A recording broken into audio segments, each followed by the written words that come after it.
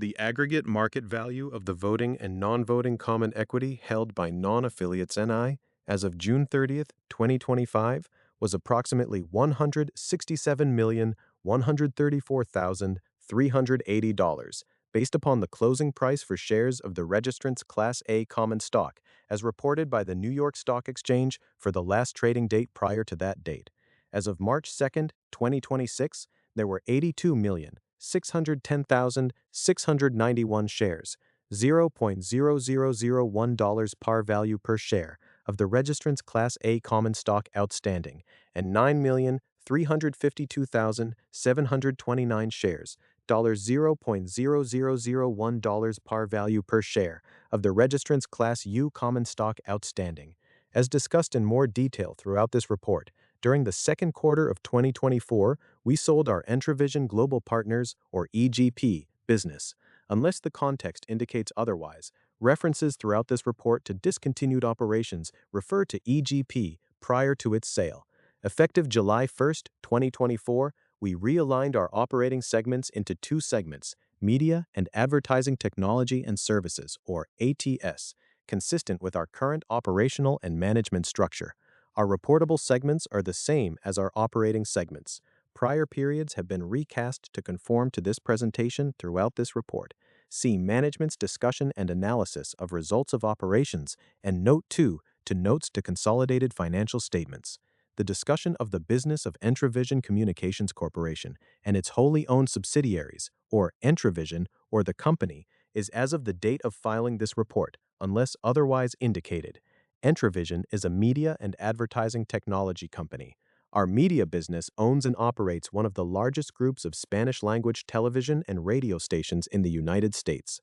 Our mission is to serve our Latino audience as a trusted provider of news, information, and entertainment. We serve our advertisers by providing marketing capabilities across broadcast and digital media.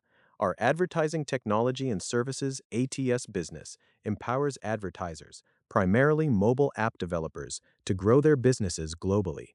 We provide programmatic advertising solutions through two brands. SmadX is our demand-side platform, which uses proprietary AI to automate media buying. AdWake is our performance-based digital marketing agency. We manage and report our financial results through these two operating segments, Media and ATS. Our net revenue for the year ended December 31st, 2025 was $447.6 million. Of this amount, revenue generated by our media segment accounted for approximately 39%, and revenue generated by our ATS segment accounted for approximately 61% of total revenue. We own and/or operate one of the largest groups of Spanish-language television and radio stations in the United States. Our assets include 47 television stations and 44 radio stations. These stations are concentrated in 13 of the 20 highest-density Latino markets in the United States. We also provide digital marketing services for businesses targeting Latino consumers. We believe the Latino market is a long-term driver of the U.S. economy.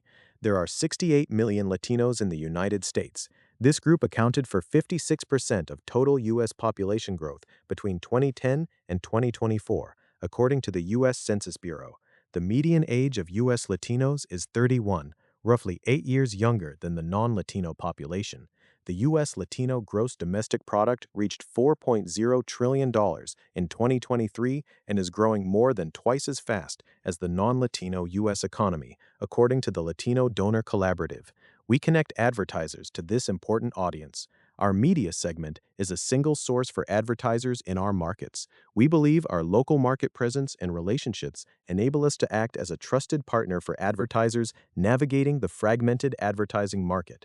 We bundle proprietary digital solutions with our television and radio inventory. This approach allows us to deliver integrated campaigns and capture a larger share of our clients' advertising budgets. To execute this strategy, we are expanding our local sales teams and hiring digital specialists to drive the sale of these bundled products. We are also expanding our content capabilities and sourcing unique digital inventory to create additional independent inventory for our sales teams to monetize. In addition to our long-standing affiliation with Televisa Univision, we have expanded our local news operations and launched independent networks such as WAPA Orlando and Altavision to provide more advertising opportunities for our clients. We distribute content to inform and entertain our Latino audience. We distribute this content through network affiliations and our own local news programming. Spanish language television. We are the largest affiliate group of the Spanish language Univision and Unimas networks, which are owned by Televisa Univision. We broadcast Univision and Unimas programming exclusively in 21 markets, including 14 of the top 50 Latino markets in the United States. These networks provide our stations with national news, primetime dramas, sports, and entertainment specials. Univision finished 2025 as the most watched broadcast television network by U.S. Latinos and the top Spanish-language network in primetime and total day for the 33rd consecutive year among total viewers, adults 25 to 54 and adults 18 to 49, according to Televisa Univision. Univision and Unimas collectively represent more than half of Spanish-language broadcast primetime viewers in the United States. Our current relationship is governed by an affiliation agreement, a proxy agreement, and a marketing and sales agreement, all of which we entered into in October 2017. These 2017 agreements replaced comparable contracts with Televisa Univision. Sales representation. We are the exclusive sales representative for local advertisers on our Univision and Unimas stations. Televisa Univision serves as our exclusive sales representative for national advertisers on these stations. We pay Televisa Univision 9.4% of net national and local advertising revenue for this service under our affiliation agreement. Retransmission consent.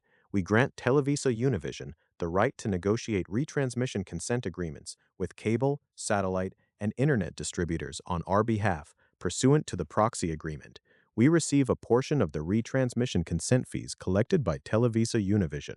For more information, see retransmission consent below. Marketing and sales agreement. In 18 of our 21 Univision and Unimas markets, we own and operate the stations that broadcast both networks. In the remaining 3 markets, Albuquerque, Boston, and Denver, we own the station that broadcasts Unimas and operate the sales and marketing functions of both stations under the marketing and sales agreement. Our affiliation, proxy, and marketing and sales agreements with Televisa Univision expire on December 31, 2026. We have started to negotiate the renewal of these agreements. We cannot guarantee that these agreements will be renewed beyond their expiration date under their current terms, under terms satisfactory to us, or at all. Televisa Univision also owns approximately 10% of our common stock on a fully converted basis. For more information regarding these agreements and the stock that Televisa Univision owns, see Note 15 to Notes to Consolidated Financial Statements. We began broadcasting WAPA Orlando on our primary stream in Orlando, Florida in February 2026, pursuant to an agreement with Hemisphere Media Group. WAPA Orlando broadcasts news, entertainment, and sports programming produced in Puerto Rico by WAPA TV, the island's leading broadcaster. We supplement this programming with our own morning and midday local newscasts, with plans to expand to evening and late-night editions. The Orlando metro area has the second largest Puerto Rican population in the United States, driven by sustained population growth over the past decade. This demographic has distinct content preferences compared to the broader Mexican-American audience. The station is available on all major cable and satellite television providers in the market. We are the exclusive local sales representative for WAPA Orlando and contract with a third-party sales organization to handle national advertising sales. We pay Hemisphere Media Group a portion of net advertising revenue, as well as an annual programming fee. We broadcast Entravision, a Spanish-language broadcast network, in 19 markets. Entravision allows us to utilize our full broadcast spectrum capacity to distribute additional content, diversify our programming sources, and create new revenue streams independent of our major network affiliations.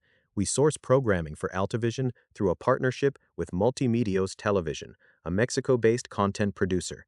This programming includes national and local news, sports talk, and variety shows. The lineup is designed as counter-programming to the more traditional telenovela-heavy formats of certain other major Spanish-language networks. We broadcast Entravision primarily on the multicast channels of our existing television stations. In the Washington, D.C. market, we broadcast Entravision on our primary channel Signal. As part of this agreement, we are collaborating with Multimedios to launch a free, ad-supported streaming television, FAST channel, distributed on digital platforms. We are pursuing additional distribution via linear cable carriage agreements. We are the exclusive local and national sales representative for Altavision, and we pay Multimedios a portion of net advertising revenue. Multimedios retains the right to sell a limited amount of inventory to Mexico-based advertisers. English language television. We also own and operate English language television stations in 3 markets that have a high concentration of Latinos. These stations broadcast English language news, NFL football, and entertainment, allowing us to reach the broader Latino community in these markets. Other revenue sources. Local news operations. We believe local news is a strategic asset. It generates advertising revenue, particularly during election cycles. It drives retransmission consent revenue by providing differentiated content that makes our programming more valuable to distributors. Our news also provides essential information to the Latino community. We significantly expanded our news operations in 2024 and 2025 to increase audience share and create more high-value advertising inventory. We added early morning and midday news in all of our markets, in addition to our early evening and late night news. We also added weekend news in San Diego, Las Vegas, and Denver, whereas previously we provided weekend news only in El Paso, Texas, McAllen, Texas, and Palm Springs, California. We also expanded our Las Vegas production facility. We now employ over 200 news professionals and produce more than 300 hours of locally produced content per week across 412 weekly newscasts. Morning news. We produce Despierta al Dia, a 1-hour morning show broadcast in 24 markets, 120 weekly hours. We expanded this concept on our Altavision network in February 2026, launching a 2-hour local morning block. Midday news. We produce Al Dia a Mediodía, a 30-minute midday show broadcast in 24 markets, 60 weekly hours. Evening news. We produce early evening and late evening newscasts in 19 markets. Weekend news. We produce weekend newscasts in 5 key markets: San Diego, Las Vegas, Denver, El Paso, and McAllen. Orlando expansion. With the launch of WAPA Orlando in February 2026, we established a new local news operation in Central Florida, producing 90 minutes of daily news immediately upon launch, with further expansion scheduled for 2026. Our early local news is ranked first or second among competing local newscasts, regardless of language, in 8 of our 18 local news television markets among adults 25 to 54, according to Nielsen. Political advertising revenue. Political advertising is a cyclical revenue stream for our business. We generate significant political advertising revenue in even-numbered years when there are presidential and congressional midterm elections. We operate in many markets where political spending is frequently concentrated due to competitive federal, state, and local contests. The growing influence of the Latino vote in our markets has aided our political advertising revenue. Latinos represented an estimated 14.7% of all eligible voters in 2024 and accounted for 50% of the total growth in U.S. eligible voters between 2020 and 2024, according to the Pew Research Center. Latino voters are increasingly open to voting for candidates from both major political parties. We believe that political campaigns and political action committees must invest in Spanish-language media to reach this critical electorate. We achieved record political advertising revenue in 2024, marking the 5th consecutive election cycle of growth compared to the prior comparable cycle. Recent election cycles demonstrated that Latino voters are an important constituency in our markets. Latinos represented a higher percentage of eligible voters than the national average in Arizona, California, Colorado, Nevada, New Mexico, and Texas. We anticipate continued strength in 2026 due to competitive races in many of our markets. Retransmission consent revenue. Retransmission consent fees, which are payments made by distributors to carry our station signals, are a significant source of revenue for our television business, particularly under our Univision, NBC, and Fox affiliations. Our viewers watch our stations either over the air, via an antenna, or via retransmission. Retransmission occurs through traditional distributors like cable and satellite, which are called multi-channel video programming distributors, MVPDs, and internet distributors like YouTube TV, which are called virtual MVPDs, VMVPDs. Under FCC regulations, television stations must elect their status with distributors every 3 years. This election dictates the economic relationship between the station and the distributor. The two statuses are retransmission consent. Stations that elect this status negotiate to receive fees in exchange for carriage. Our Univision, NBC, Fox, and CW stations receive fees because distributors are willing to pay for the content on those stations. We grant Televisa Univision the right to negotiate retransmission consent agreements with MVPDs and VMVPDs, pursuant to a proxy agreement with Televisa Univision. We negotiate retransmission consent agreements directly with MVPDs for our NBC, Fox, and CW stations. Unlike traditional cable providers, VMVPDs negotiate carriage agreements directly with the national networks. As a result, we do not negotiate directly with VMVPDs for our English-language stations, and our revenue is determined by the terms agreed to by the networks. Must carry. Stations that elect this status forgo fees but are legally guaranteed carriage on cable and satellite systems in their local market. We generally utilize this status for new or developing networks where audience reach is more valuable than immediate subscriber fees. For example, we elected must-carry status for station WOTF-TV for the February 2026 launch of WAPA Orlando. This ensured immediate, mandatory distribution across all major providers to maximize the station's availability to the local community at launch. We have retransmission consent agreements for our Univision, Fox, NBC, and CW affiliate stations. Revenue from spectrum frequencies. We transmit our television signals over spectrum frequencies that we license from the Federal Communications Commission, while our primary affiliations, Univision, Fox, and NBC, occupy our main signal. Technological advances allow us to divide our signal into multiple subchannels. We monetize this additional capacity by leasing bandwidth to other broadcasters and by deploying our own content initiatives, including Entravision. We also generate revenue by charging fees for technical adjustments, including channel repacking or interference acceptance, and by modifying or relinquishing usage rights through channel sharing or regulatory programs. We are exploring future revenue opportunities for this capacity from our own content initiatives, including Entravision.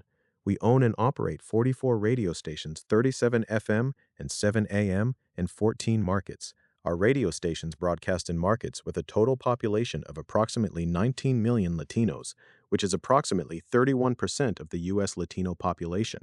Our radio operations combine network and local programming with local time slots available for advertising, news, traffic, weather, promotions, and community events. This strategy allows us to provide quality programming with significantly lower operating costs than we could otherwise deliver solely with all locally produced programming. Our stations target the Latino community with distinct formats designed to appeal to specific demographics. La Suavecita, a Spanish-language adult contemporary format featuring romantic hits targeting women aged 25 to 54. La Tricolor, a regional Mexican format featuring banda, norteño, and mariachi music targeting men aged 18 to 49. Jose, a personality-driven format featuring a mix of Spanish-language adult contemporary music and regional Mexican hits, targeting men and women aged 25 to 54. Fuego, a bilingual urban format featuring a mix of reggaeton and contemporary hits, targeting men and women aged 18 to 34. We operate a network audio business that gives advertisers access to a national Latino audience. Soccer. We will broadcast 91 games of the 2026 FIFA World Cup on 13 of our owned radio stations. We sell local and national advertising on these stations during games. NFL. We hold the exclusive Spanish-language radio broadcast rights for the NFL, including Sunday Night Football, Monday Night Football, and all playoff games, including the Super Bowl, covering our owned and other stations in the United States. We sell network advertising throughout the country and national and local advertising on our own stations during games. Syndicated programming. We represent and sell advertising for popular, nationally syndicated talent, including El Show de Erasmo y la Chocolata and El Show de Piolín. We sell network advertising throughout the country and national and local advertising on our own stations during these programs. Unsold inventory. We aggregate unsold inventory from our own stations and partner stations to offer advertisers broad national reach at a cost-effective price point. We provide digital marketing services for businesses targeting Latino consumers. Our typical customer is a local advertiser that relies on us for planning and executing digital campaigns. These advertisers frequently bundle digital campaigns with our television and radio spots. This capability is essential to our strategy. Local digital advertising reached $103 billion in 2024, accounting for about 70% of all local ad spending, according to Burrell Associates. We employ digital media experts who partner with our local salespeople to cross-sell digital products to existing media clients. Most of our digital revenue comes from local direct advertisers who rely on us for managed services and consultation to execute complex digital campaigns. The remaining revenue comes from local agencies who engage us primarily for differentiated inventory they cannot access elsewhere, specifically our audio, engage, and branded content solutions. Our digital product suite consists of 6 primary categories: Audio Engage, Digital Audio. Audio Engage is our proprietary digital audio advertising network. It combines our own station streams with inventory from over 200 third-party publishers, including major Latin American broadcasters with U.S. audiences, ad networks with in-app game audio, and platforms like Spotify and YouTube Audio. We use third-party technology to aggregate and sell this audio inventory programmatically, creating a private marketplace that agencies can access directly. The majority of our U.S. digital revenue comes from Audio Engage. Entravision Plus, we aggregate premium video inventory from internet-connected televisions and streaming services, including Netflix and major sports events like the World Cup. This allows local advertisers to insert commercials into streaming content on televisions. Social media and branded content. We manage advertising campaigns on platforms including Facebook, Instagram, and TikTok. These campaigns frequently use our station brands and local on-air talent to create promotional content. We also use social media campaigns to amplify on-site marketing events we host at a client's location. Owned and operated websites. We sell inventory on our news and station websites. Search. We manage paid search campaigns to reach customers who are actively looking for an advertiser's specific products or services. Other services. We provide additional digital services, including email marketing and display and digital out-of-home advertising. Our television and radio station portfolios, CD and call signs, indicates that a station is operated as a Class A digital television service. Certain stations without this CD designation are also Class A stations. LD in call signs indicates that a station is operated as a low-power digital television service.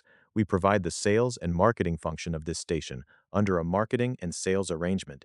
In a channel sharing arrangement, 2 broadcast television stations, each holding its own broadcast authorization, agree to share the bandwidth of a single broadcast channel, with the 2 stations transmitting separate program streams on that channel.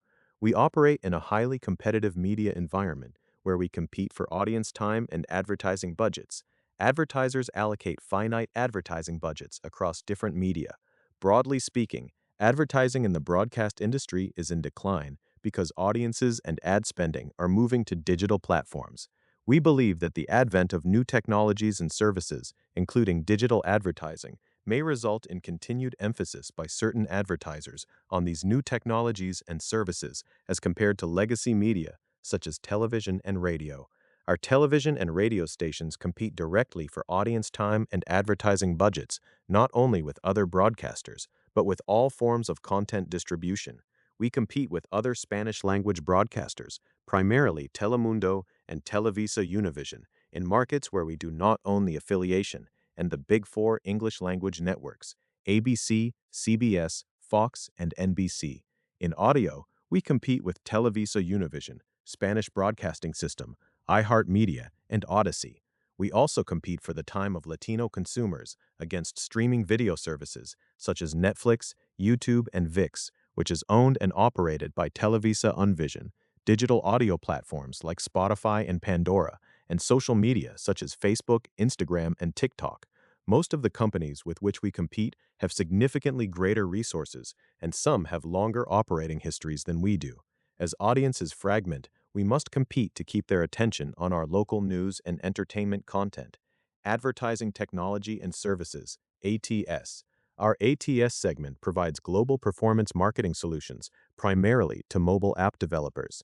We operate this segment through 2 distinct business units: SMADEX, our programmatic advertising platform, and AdWake, our performance-based marketing agency. SMADEX is our proprietary demand-side platform, DSP. We provide advertising solutions to mobile application developers who want to acquire new users anywhere in the world. Mobile app developers spent $109 billion on mobile app promotion in 2025, according to AppsFlyer. They split their advertising spend between companies like Google, Meta, and Amazon that restrict advertisers to their sites and the rest of the internet. SmadX is a gateway to the rest of the internet. Our customers are primarily developers of mobile games, fintech apps, and entertainment services. They use SmadX to buy advertising inventory in mobile apps, mobile websites, and internet-connected televisions, also called connected TVs. SmadX uses AI to purchase that inventory in real time. SmadX specializes in performance advertising, a model where advertisers pay only for specific, measurable actions. We develop algorithms that enable advertisers to reach users likely to not only download an app, but to open it, use it, and generate revenue for the advertiser. We are continuing our growth strategy in both Europe and the Asia-Pacific region. We are also focusing on expanding in the United States by increasing our U.S. sales and advertising operations teams. Mobile user acquisition is our historic revenue driver. We have expanded into connected TV and retargeting to capture a larger share of our clients' total budgets. Our solutions operate as complementary growth engines, allowing us to service the entire life cycle of a user, from initial discovery on a TV or phone to re-engagement after the installation. We believe this encourages our current customers to consolidate their media spending on our platform and presents opportunities to diversify our current customer base. Our solutions consist of mobile user acquisition. Mobile user acquisition takes place on a single mobile device. A user sees an ad on their phone, clicks it, and installs the app on that same device. Because the action is direct, we can measure performance of the ad instantly. We use our technology to enable advertisers to target specific users who are most likely to become profitable customers, not just one-time downloaders. Connected TV. Our connected TV product delivers cross-device attribution. While mobile ads drive an immediate click to install on the same screen, our connected TV ads drive viewers to pick up a different device to download an app. Our technology connects these two events by matching the television ad view to a mobile device within the same household. This matching capability differentiates us from competitors by transforming television from a broad branding tool into a precise performance channel that accesses fresh audiences without sacrificing return on ad spend. Retargeting.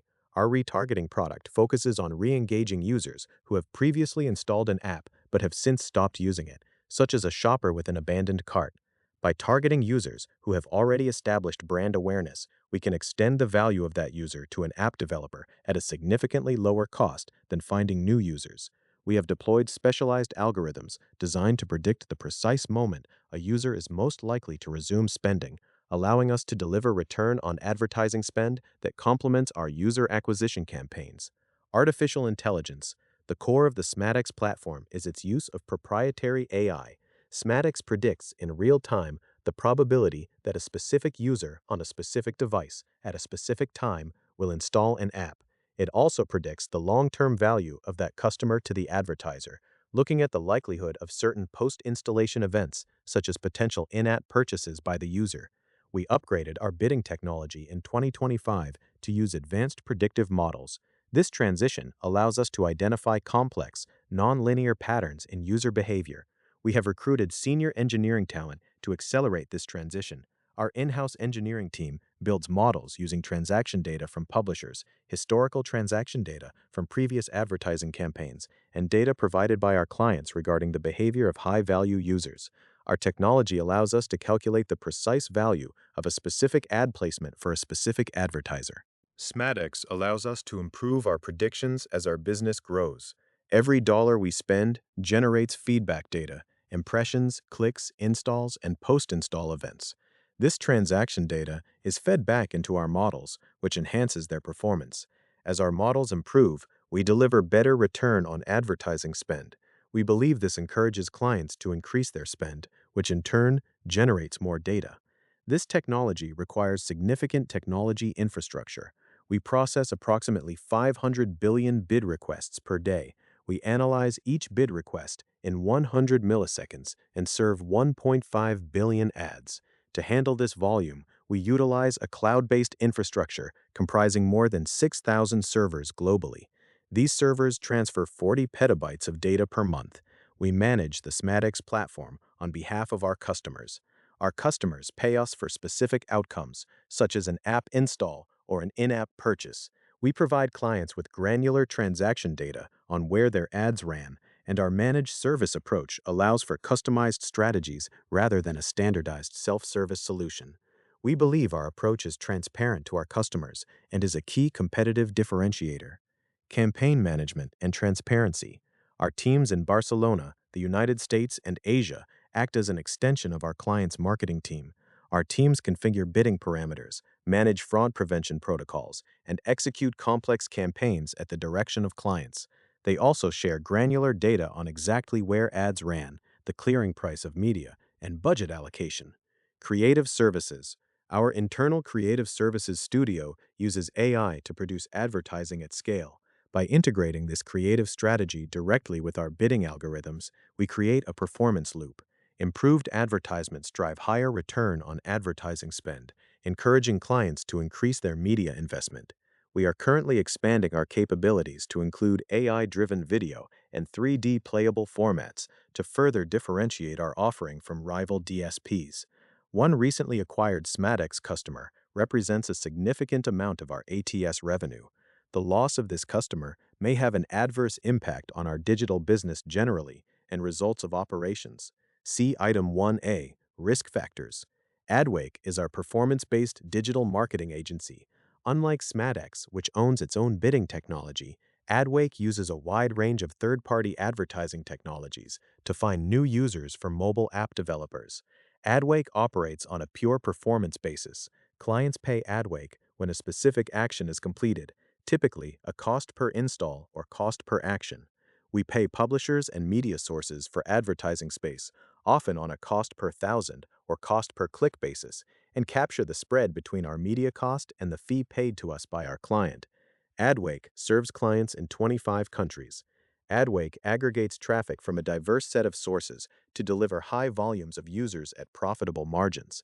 It uses third-party DSPs to target high-value users programmatically, direct relationships with smartphone manufacturers to place advertisements directly on devices, and specialized ad networks to balance cost and reach.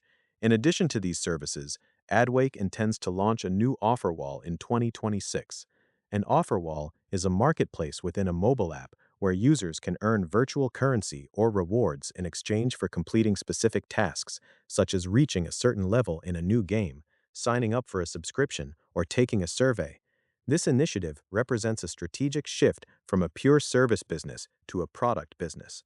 It allows us to access high-spending gaming clients who rely heavily on rewarded traffic.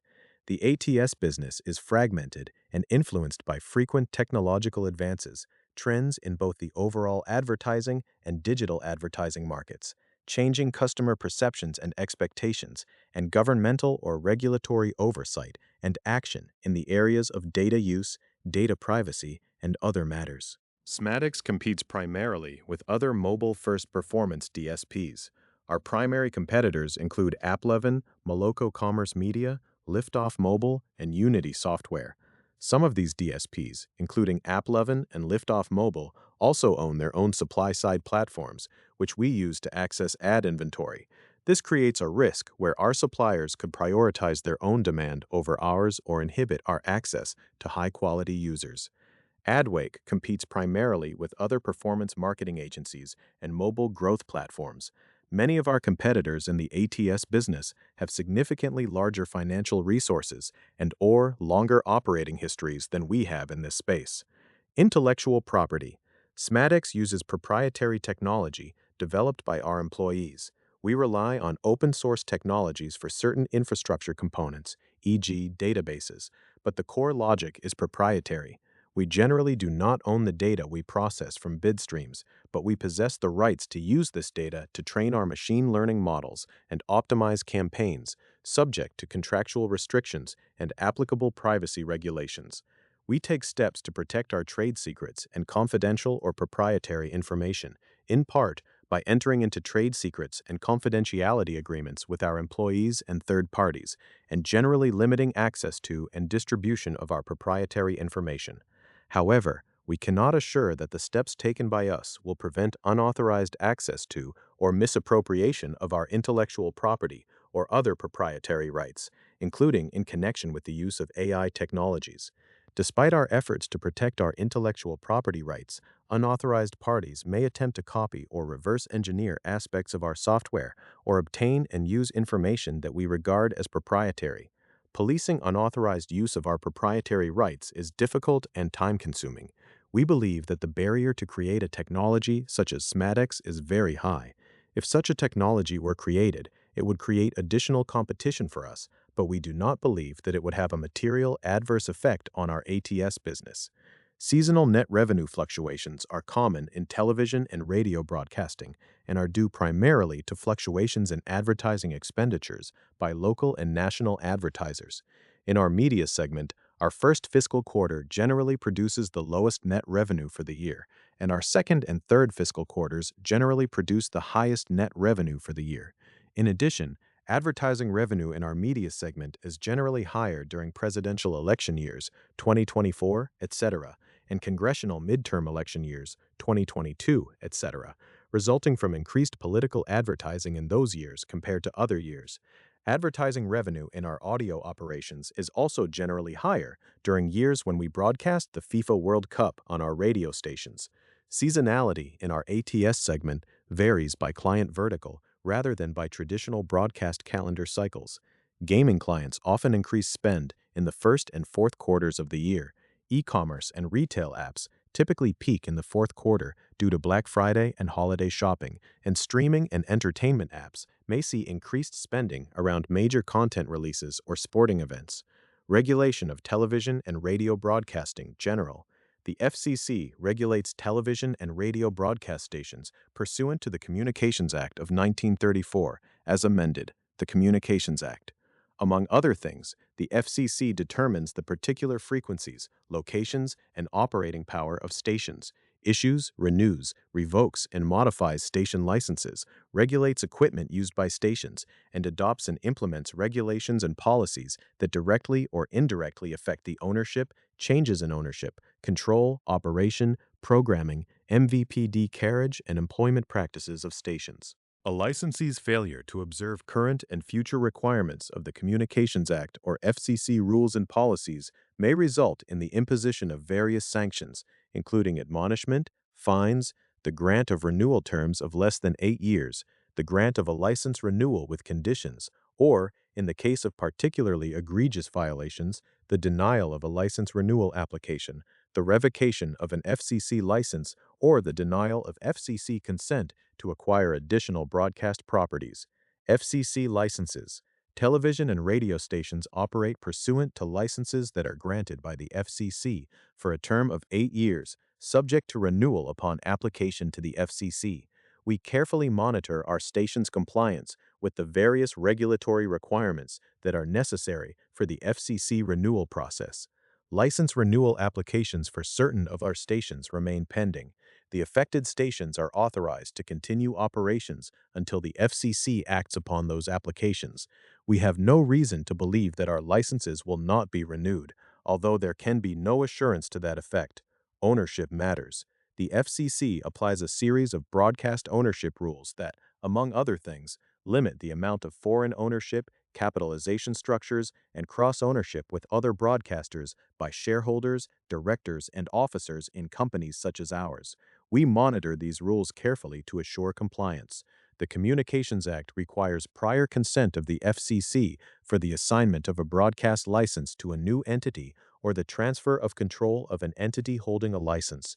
In determining whether to approve an assignment of a television or radio broadcast license or a transfer of control of a broadcast licensee, the FCC considers a number of factors pertaining to the assignee or transferee, including compliance with various rules limiting common ownership of media properties, the character of the licensee, and those persons holding attributable interests therein, the Communications Act's limitations on foreign ownership, and compliance with the FCC rules and regulations.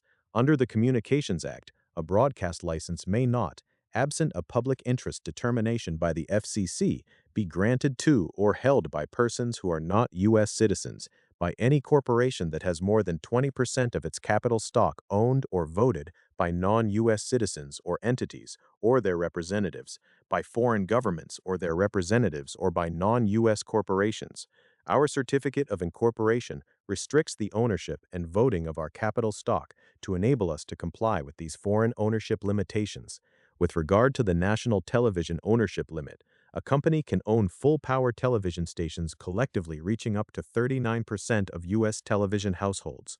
Limits on ownership of multiple television stations in the same local market still apply, even if the 39% limit is not reached on a national level.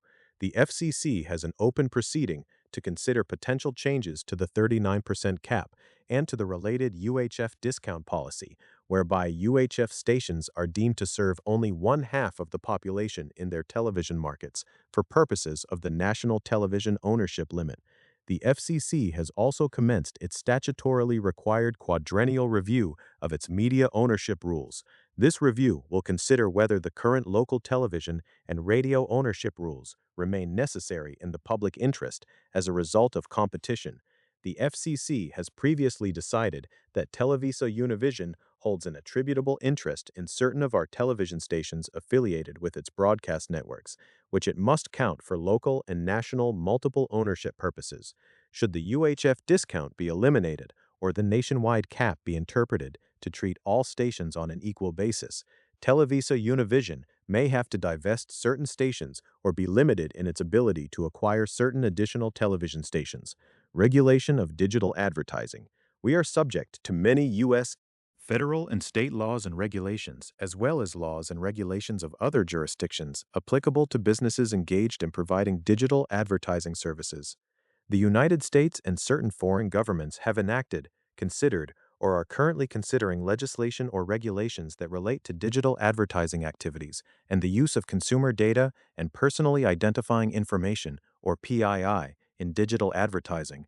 In general, these laws limit the use of PII, impose substantial information security obligations, limit our ability to transfer data across national borders, provide consumers with expanded rights to access and delete their data and PII, limit the retention and use of that information, regulate the incentivization of users to share PII, and provide consumers with the right to opt out of or opt in to the sharing of personal data for retargeting and certain customized advertising purposes. Examples of these laws include several U.S. state privacy laws and regulations, such as the California Consumer Privacy Act of 2018, as amended by the California Privacy Rights Act, which is referred to as the CCPA, the Colorado Privacy Act, and regulations promulgated thereunder, the General Data Protection Regulation, or GPDR, which applies to activities conducted from an establishment in the European Union, or the EU, as well as the United Kingdom Data Protections and the UK GDPR, which apply to activities conducted by businesses processing data in the UK. These privacy and data protection-related laws and regulations are evolving rapidly, with new or modified laws and regulations proposed and implemented frequently, and existing laws and regulations subject to new or different interpretations. Compliance with general consumer data privacy practices is enforced by the Federal Trade Commission, or the FTC, state attorneys general in the United States, as well as the California Privacy Protection Agency. The FTC may bring enforcement actions under its enforcement authority under Section 5 of the Federal Trade Commission Act of 1914, as amended, to challenge allegedly unfair and deceptive trade practices, including the violation of privacy policies, data security, consumer tracking, and data aggregation practices. We also participate in industry self-regulatory programs, including the Interactive Advertising Bureau, or IAB, under which, in addition to other compliance obligations, we provide consumers with notice about our use of cookies and our collection and use of data in connection with the delivery of targeted advertising, and allow them to opt out from the use of data we collect for the delivery of targeted advertising. Certain industry-standard technology solutions seek to facilitate compliance with various U.S. and foreign laws. These include the IAB's Transparency and Control Framework, which manages compliance for digital advertising under the GDPR and other EU and UK privacy laws, and the IAB's Multi-State Privacy Agreement, which assists advertising agencies, marketers, publishers, and ad tech companies to comply with state privacy laws. Use of these solutions can create additional costs and complexity for us in engaging with customers and will require effort to monitor the impact of proposed changes, all of which may increase operating costs or limit our ability to operate or expand our business. Some self-regulatory bodies have the ability to discipline members or participants. Additionally, they could refer violations of their requirements to the FTC or other regulators. Human capital management. As of December 31, 2025, we had approximately 1,025 employees in approximately 19 countries worldwide. Approximately 688 employees were employed in the United States, and approximately 337 employees were employed in foreign countries. While we do not employ specific human capital measures in our business, we are committed to the overall health, safety, and wellness of our employees. We offer our employees various health and wellness benefits that are tailored to the countries in which they are located, which we believe provide a sense of security. We also offer career growth and development opportunities. For example, we make available to our sales team, on a global basis, training to enhance their job-related skills. We are committed to providing a work environment that is free of unlawful harassment, discrimination, and retaliation. We have a strict policy prohibiting sexual harassment, as well as harassment or discrimination based on race, gender, and other specified statuses and conditions. Unlawful harassment in any form, including verbal, physical, and visual conduct, threats, demands, and retaliation, is prohibited. We have established hotline and anonymous complaint processes for any employee who believes that these policies have been violated. Corporate information. Our principal executive offices are located at 1 Estrella Way, Burbank, California, 91504, and our telephone number is 310-447-3870. Our corporate website is www.entravision.com. We were organized as a Delaware limited liability company in January 1996 to combine the operations of our predecessor entities. On August 2, 2000, we completed a reorganization from a limited liability company to a Delaware corporation. On August 2, 2000, we also completed an initial public offering of our Class A common stock, which is listed on the New York Stock Exchange under the trading symbol EVC. Item 1C. Cybersecurity. Cybersecurity risk management and strategy. We recognize the critical role that cybersecurity plays in protecting our operations, customers, and digital assets. As part of our broader technology and information security risk management framework, our cybersecurity strategy is designed to safeguard the confidentiality, integrity, and availability of our systems and data.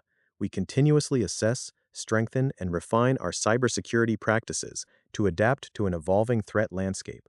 Over the past year, we enhanced security across personnel, processes, technology, and third-party partners. The employee training program includes instruction on AI risks and usage. We increased visibility into hardware and software inventory to monitor infrastructure. We updated authentication procedures and deployed safeguards for company devices. We are implementing data loss prevention measures, beginning with email communications. We identify and remediate security vulnerabilities and require vendors to meet security standards. A core component of our security framework is our threat detection and response capability.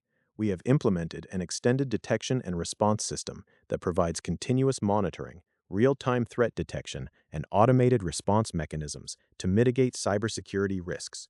Our governance, risk, and compliance initiatives have also advanced, with ongoing efforts to standardize security policies and align with regulatory and industry standards. Penetration testing is conducted to assess our security posture and identify potential vulnerabilities, ensuring that our defenses remain resilient against emerging threats. Understanding the risks posed by external partners, we have strengthened our third-party risk management program. This initiative focuses on evaluating and monitoring the cybersecurity practices of our vendors, service providers, and business partners to mitigate potential supply chain risks. Additionally, our incident response plan has been enhanced to support swift detection, containment, and remediation of cybersecurity incidents, ensuring operational continuity and minimal disruption with the addition of an incident response retainer. As of the date of this report, we have not identified any cybersecurity threats, including any past cybersecurity incidents that have materially affected or are reasonably likely to materially affect our business strategy, financial condition, or results of operations. We continue to monitor cybersecurity risks closely and remain committed to taking proactive measures to address evolving threats. Cybersecurity governance. We have established a cybersecurity governance framework to ensure effective oversight, accountability, and strategic alignment across the organization. The Audit Committee of our Board of Directors oversees cybersecurity-related risks as part of its broader risk management responsibilities. The Audit Committee of the Board of Directors receives periodic reports from executive management and external cybersecurity advisors on our security initiatives, emerging threats, and risk mitigation efforts. Day-to-day management of our cybersecurity program is led by our Chief Information Officer, who is responsible for overseeing information security policies, threat mitigation strategies, and compliance initiatives. The CIO provides periodic updates to management and the Audit Committee of the Board of Directors, ensuring that cybersecurity remains a key focus of our risk management framework. Our incident response protocols are structured to provide clear escalation pathways for cybersecurity incidents, ensuring that appropriate leadership is engaged in a timely manner to coordinate an effective response. We also maintain stringent security requirements for third-party service providers, ensuring that vendors comply with our cybersecurity policies and controls. Our third-party risk management program includes due diligence assessments prior to engagement and ongoing security evaluations to mitigate external risks that could impact our operations. As cybersecurity threats continue to evolve, we remain committed to strengthening our cybersecurity governance model, enhancing transparency, and implementing best-in-class security measures. Our approach reflects a proactive commitment to protecting our digital infrastructure, ensuring business continuity, and upholding the trust of our stakeholders. Our corporate headquarters and main operational offices for our audio segment are located in Burbank, California. We lease approximately 12,000 square feet of space in the building housing our corporate headquarters under a lease that expires February 28, 2027. Our corporate headquarters and main operational offices for our audio segment were previously located in Santa Monica, California. We leased approximately 38,000 square feet of space in the building housing our previous corporate headquarters under a lease that was due to expire January 31, 2034. Following a decision by our management, we vacated the facility in February 2025 and ceased making further lease payments. The types of properties required to support each of our television and radio stations typically include offices, broadcasting studios, and antenna towers where broadcasting transmitters and antenna equipment are located. The majority of our office, studio, and tower facilities are leased pursuant to long-term leases. We also own the buildings and/or land used for office, studio, and tower facilities at certain of our television and/or radio properties. We own substantially all of the equipment used in our television and radio broadcasting business. We believe that all of our facilities and equipment are adequate to conduct our present operations. We also lease certain facilities and broadcast equipment in the operation of our business. Item 3. Legal proceedings. We are subject to various outstanding claims and other legal proceedings that may arise in the ordinary course of business. In the opinion of management, any liability that may arise out of or with respect to these matters will not materially adversely affect our financial position, results of operations, or cash flows. On or about July 22, 2025, our now former landlord of our former headquarters in Santa Monica, California, commenced litigation against us in Los Angeles County Superior Court. The plaintiff alleges that we breached our lease, and the plaintiff seeks at least $31,450,000 in damages. The plaintiff filed an amended complaint on or about August 26, 2025, and we filed an answer on or about September 25, 2025, denying the plaintiff's allegations. Discovery has commenced, and the court has tentatively set a trial date in June 2027. We are continuing to evaluate the plaintiff's allegations and determine how we will proceed. Item 5. Market for registrants' common equity and related stockholder matters, and issuer purchases of equity securities. Our Class A common stock has been listed and traded on the New York Stock Exchange since August 2, 2000, under the symbol EVC. As of March 2, 2026, there were approximately 152 holders of record of our Class A common stock. We believe that the number of beneficial owners of our Class A common stock substantially exceeds this number. We currently pay a dividend on our Class A common stock and Class U common stock. Our future dividend policy, including the amount of any dividend, will depend on factors considered relevant in the discretion of the Board of Directors, which may include, among other things, our earnings, capital requirements, and overall financial condition. In addition, the amended credit agreement places certain restrictions on our ability to pay dividends on any class of our common stock. On March 1st, 2022, our Board of Directors approved a share repurchase program of up to $20 million of our Class A common stock. Under this share repurchase program, we are authorized to purchase shares of our Class A common stock from time to time through open market purchases or negotiated purchases, subject to market conditions and other factors. We did not repurchase any shares of our Class A common stock during 2025.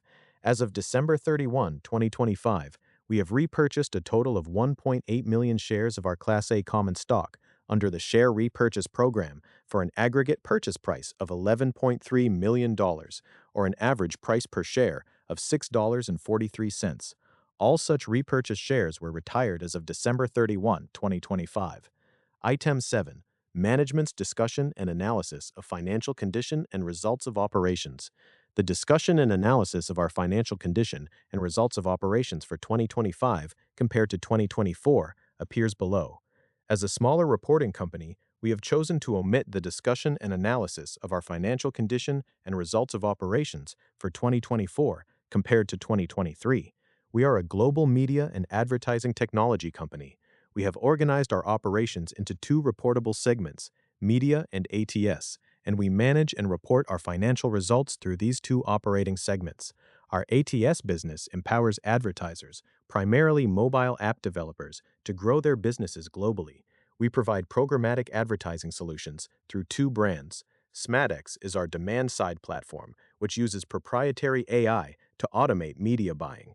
Adwake is our performance-based digital marketing agency. In 2024, we discontinued and divested a significant portion of our operations, which consisted primarily of several acquisitions that had been completed prior to 2024, and which operations comprised the majority of our former digital segment.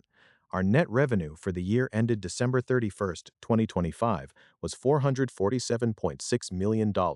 Of this amount, revenue generated by our media segment accounted for approximately 39%, and revenue generated by our advertising technology and services segment accounted for approximately 61% of total revenue.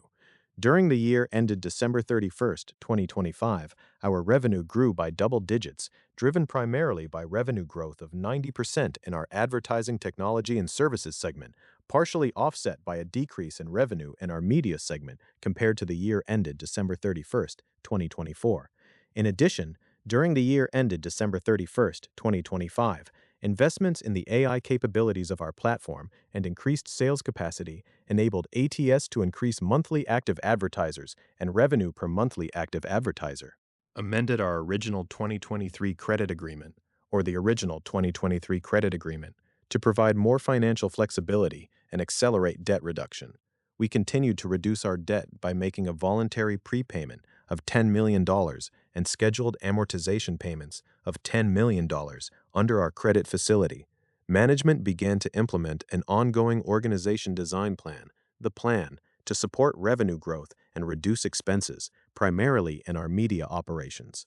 As management continues to implement the plan and evaluate its early results, further changes may be made if management believes that is appropriate. For more details, see Note 2 to Notes to Consolidated Financial Statements. Net revenue. Net revenue increased to $447.6 million for the year ended December 31st, 2025, from $364.9 million for the year ended December 31st, 2024. This increase was primarily due to an increase of $128.0 million in net revenue from our advertising technology and services segment, partially offset by a decrease of $45.4 million in net revenue from our media segment. Cost of revenue. Cost of revenue increased to $184.1 million for the year ended December 31st, 2025, from $102.2 million for the year ended December 31st, 2024.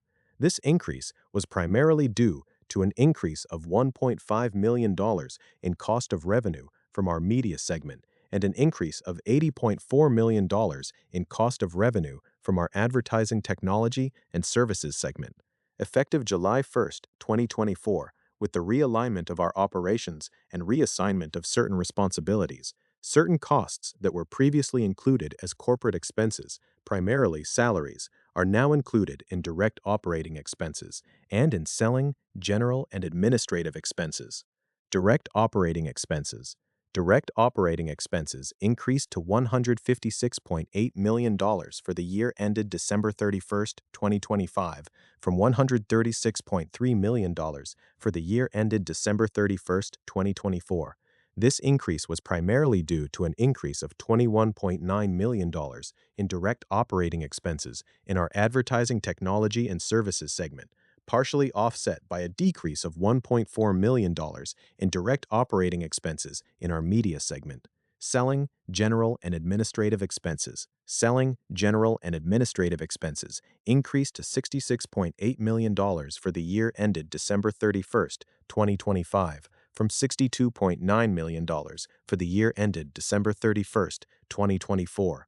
This increase was primarily due to an increase of $1.2 million in selling, general, and administrative expenses in our media segment, and an increase of $2.7 million in selling, general, and administrative expenses in our advertising technology and services segment. Depreciation and amortization. Depreciation and amortization decreased to $12.3 million for the year ended December 31st, 2025, from $16.8 million for the year ended December 31st, 2024, primarily due to fully depreciated assets and fully amortized intangible assets. Corporate expenses. Corporate expenses decreased to $27.0 million for the year ended December 31st, 2025, from $37.5 million for the year ended December 31st, 2024. This decrease was primarily due to a decrease of $2.6 million in salaries, including a reduction in the base salary and cash bonus components of our three most senior executives' compensation, a decrease of $2.9 million in non-cash stock-based compensation, a decrease of $1.1 million in severance expense, a decrease of $1.3 million in audit fees and other professional service, a decrease of $0.7 million in rent expense, a decrease of $0.3 million in cloud expense, and a decrease of $1.5 million in corporate expenses due to the realignment of our operations as noted above. Change in fair value of contingent consideration. As a result of the change in fair value of the contingent consideration, primarily related to earnouts of certain past acquisitions, we recognized income of $0.6 million for the year ended December 31st, 2024. Impairment. For the year ended December 31, 2025, we incurred impairment charges of $55.4 million, of which $29.4 million was primarily related to assets held for sale, and $26.0 million was related to certain FCC licenses in our media segment. For the year ended December 31, 2024, we incurred impairment charges of $61.2 million, of which $43.3 million was related to goodwill impairment and $17.9 million was related to certain FCC licenses in our media segment. Loss on lease abandonment. During the first quarter of 2025, we incurred a loss on lease abandonment of $25.2 million related to our previous Santa Monica lease. See Note 7 to Notes to Consolidated Financial Statements. Restructuring costs. During the third quarter of 2025, our management began to implement the plan, which is intended to support revenue growth and reduce expenses, primarily in our media operations. As a result, we recorded $2.8 million in restructuring costs for the year ended December 31, 2025.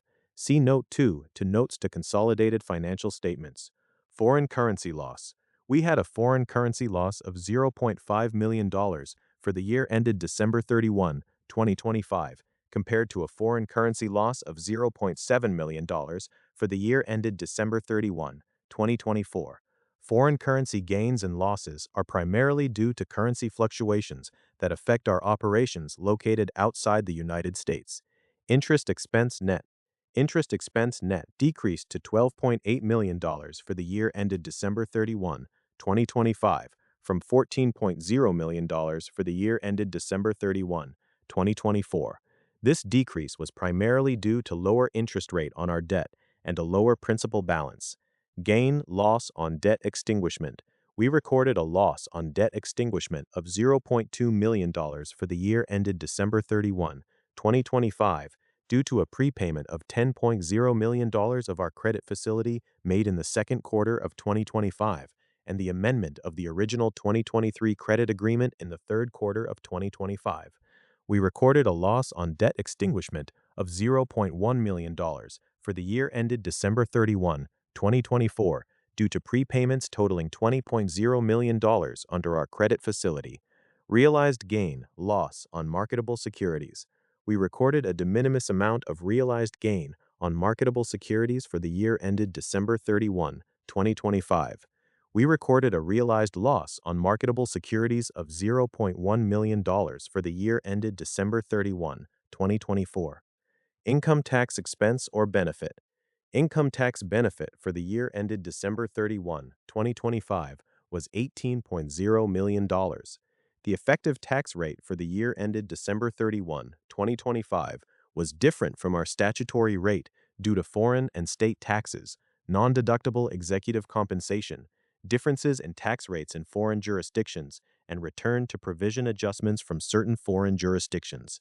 Income tax expense for the year ended December 31, 2024 was $4.1 million. The effective tax rate for the year ended December 31, 2024 was different from our statutory rate due to foreign and state taxes, changes in valuation allowances on deferred tax assets, non-deductible executive compensation, changes in the fair value of the contingent consideration liability, capital loss on disposal of subsidiaries, changes in uncertain tax benefits, worthless stock deduction, and goodwill impairment.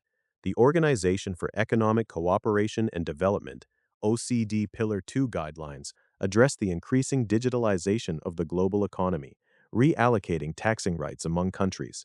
The OECD, many other member states, and various other governments have adopted or are in the process of adopting Pillar 2, which calls for a global minimum tax of 15% to be effective for tax years beginning in 2024. The OECD guidelines published to date include transition and safe harbor rules around the implementation of the Pillar 2 global minimum tax. On January 5, 2026, the OECD released the side-by-side SBS Safe Harbor Guidance, effective January 1, 2026. This guidance provides a framework for coordinating the U.S. tax system with Pillar 2 rules, potentially limiting top-up tax liabilities for qualifying periods. The company included the tax impact of Pillar 2 in the income tax for the year ended December 31, 2025, based on the rules effective for that period, and continues to evaluate the impact of the side-by-side guidance on future periods. On July 4, 2025, the President signed into law the One Big Beautiful Bill Act, which made certain changes to the current tax law and extended certain other tax provisions. We have analyzed the impact of these changes, noting that the main tax law changes that impacted us in 2025 are related to depreciation and Section 163J interest expense limitation. We have not taken bonus depreciation in 2025, since given our tax position, the impact on this is nil. Regarding the Section 163J limitation, we believe that this will result in less taxable income to us. In our former EGP business, we acted as an intermediary between primarily global media companies and advertisers, which consisted of either the enterprise or its ad agency running the advertisement. Our customers were both these primarily global media companies and advertisers.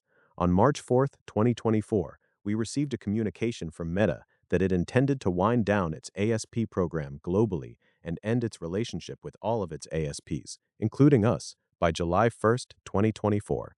As a result of this communication from Meta, our CEO, who is also our CODM, led a thorough review of our operations, cost structure, digital strategy, and organization of our business. This review led to the decision to sell the enterprises comprising our EGP business, the largest business unit of what was then our digital segment.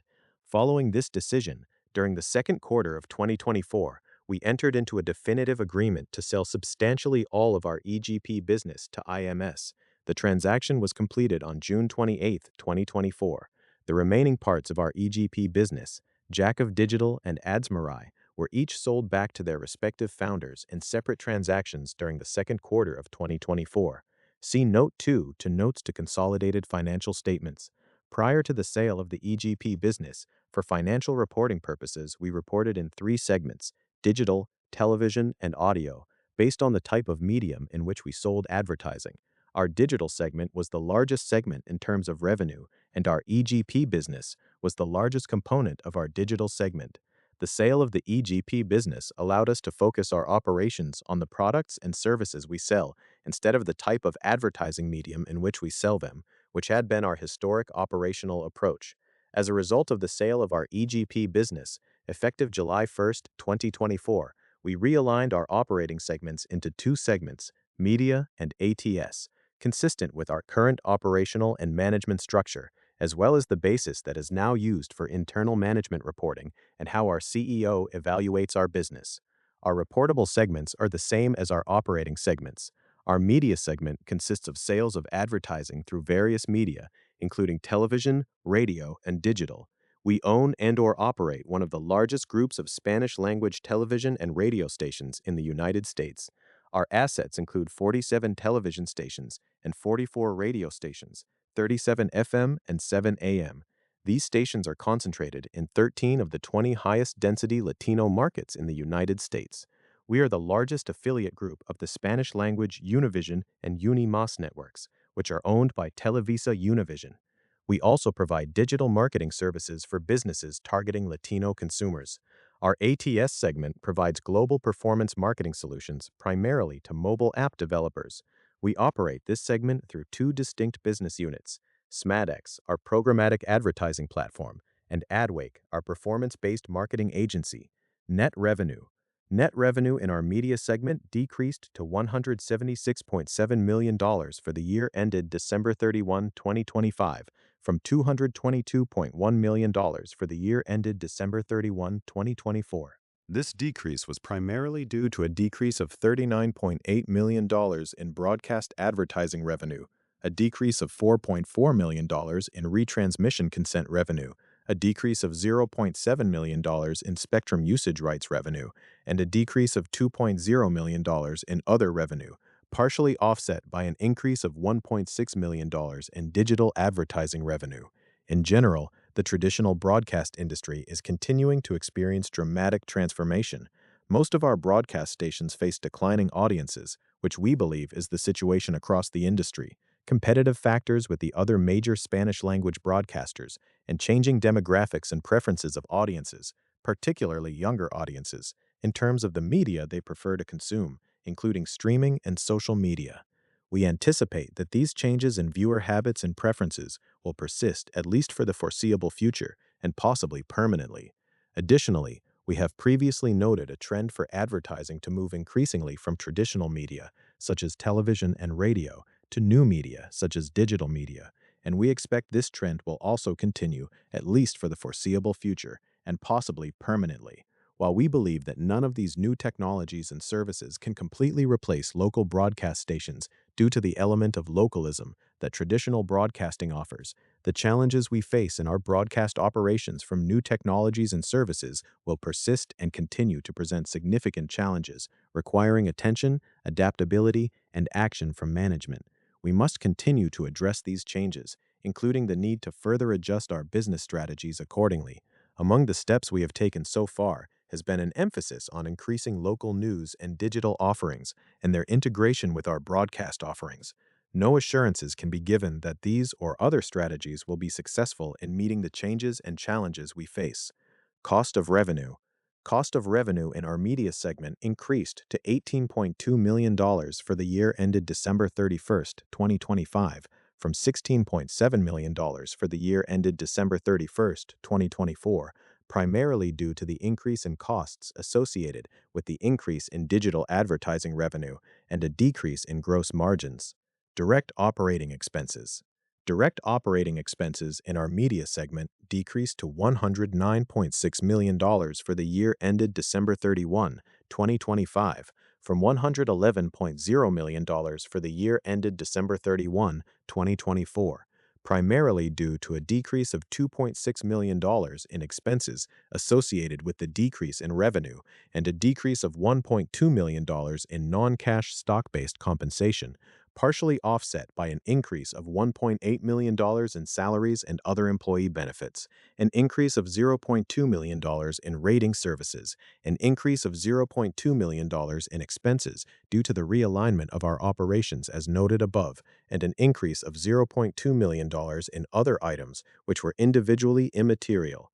Selling, general, and administrative expenses. Selling, general, and administrative expenses in our media segment increased to $44.0 million for the year ended December 31, 2025, from $42.8 million for the year ended December 31, 2024, primarily due to an increase of $1.0 million in salaries and other employee benefits, and an increase of $1.3 million in expenses due to the realignment of our operations as noted above. The increase was partially offset by a decrease in rent expense of $1.0 million. Net revenue. Net revenue in our advertising technology and services segment increased to $270.9 million for the year ended December 31, 2025, from $142.9 million for the year ended December 31, 2024. The increase was primarily due to increase in advertising revenue from Smadex, including a large customer that we acquired in the second half of 2025, the results of investments we made in the AI capabilities of our platform, and increased sales capacity, which enabled increased monthly active advertisers and revenue per monthly active advertiser, and increase in advertising revenue from AdWake. Cost of revenue. Cost of revenue in our advertising technology and services segment increased to $165.9 million for the year ended December 31, 2025, from $85.5 million for the year ended December 31, 2024, primarily due to costs associated with the increase in digital advertising revenue.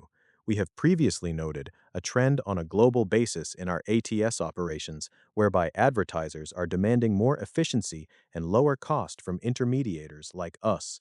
In response to this general trend, we have been offering our programmatic purchasing platform, Smadex, to advertisers, which lowers cost to our advertising customers. Among other things, this has led to lower margins in the products and services we sell, which we anticipate will persist for at least the foreseeable future and possibly permanently. The digital advertising industry as a whole remains dynamic and continues to undergo rapid changes in technology, customer expectation, and competition. We expect this trend to continue and possibly accelerate. We must continue to address these dynamic and rapid changes, including the need to further adjust our business strategies, make appropriate investments in our technology, and offer new products and services as appropriate. No assurances can be given that the strategies we have pursued and investments we have made, and those we may pursue or make in the future, will be successful. Direct operating expenses. Direct operating expenses in our advertising technology and services segment increased to $47.2 million for the year ended December 31, 2025, from $25.3 million for the year ended December 31, 2024, primarily due to an increase of $17.0 million in cloud infrastructure expenses, an increase of $4.5 million in salaries and bonus expense, and an increase of $0.4 million in other items which were individually immaterial. Selling, general, and administrative expenses. Selling, general, and administrative expenses in our advertising technology and services segment increased to $22.8 million for the year ended December 31, 2025, from $20.1 million for the year ended December 31, 2024, primarily due to salaries expense, liquidity, and capital resources. While we have a history of operating losses in some periods and operating income in other periods, we also have a history of generating significant positive cash flows from our operations. We had net loss attributable to common stockholders of $79.2 million, $74.9 million, and $15.4 million for the years ended December 31, 2025, 2024, and 2023, respectively. We had positive cash flow from operations of $10.6 million, $74.7 million, and $75.2 million for the years ended December 31st, 2025, 2024, and 2023, respectively. For at least the next 12 months, we expect to fund our working capital requirements, capital expenditures, and payments of principal and interest on outstanding indebtedness with cash on hand and cash flows from operations. We currently believe that our cash position is sufficient to meet our operating and capital expenses and debt service requirements for at least the next 12 months from the issuance of this report. We believe that our position is strengthened by cash and cash equivalents on hand in the amount of $59.4 million and available for sale marketable securities in the additional amount of $3.8 million as of December 31, 2025. Our liquidity is not materially affected by the amounts held in accounts outside the United States. On March 4, 2024, we received a communication from Meta that it intended to wind down its Authorized Sales Partner, or ASP, program globally and end its relationship with all of its ASPs, including us, by July 1, 2024. As a result, we conducted a thorough review of our digital strategy, operations, and cost structure, and during the second quarter of 2024, made the decision to dispose of the operations of EGP, our then digital commercial partnerships business, which was completed during the second quarter of 2024. The disposition of our EGP business, the largest business unit of what was then our digital segment, has had and will continue to have a material effect on our results of operations in that total revenue from our advertising technology and services operations and consolidated revenue has been and is expected to remain significantly lower than it was prior to the disposition of our EGP business. As a result, cash flow from operations will be materially adversely affected in future periods, which could also adversely affect our liquidity.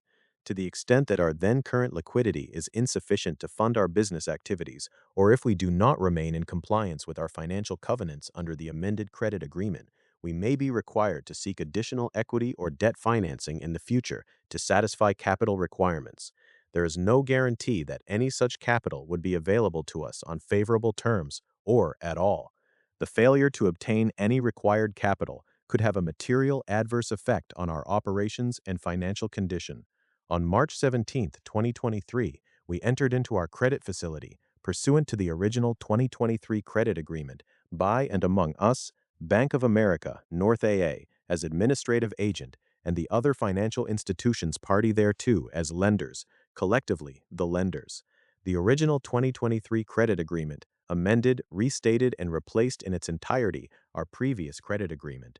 The original 2023 credit agreement was amended on July 15, 2025, effective as of June 30, 2025, with respect to certain financial covenants and certain other provisions of our credit facility. In March 2024, we made a prepayment of $10.0 million under our credit facility. In June 2024, we made an additional prepayment of $10.0 million under our credit facility, of which $4.9 million was a mandatory prepayment as a result of the EGP disposition. In June 2025, we made an additional prepayment of $10.0 million under our credit facility.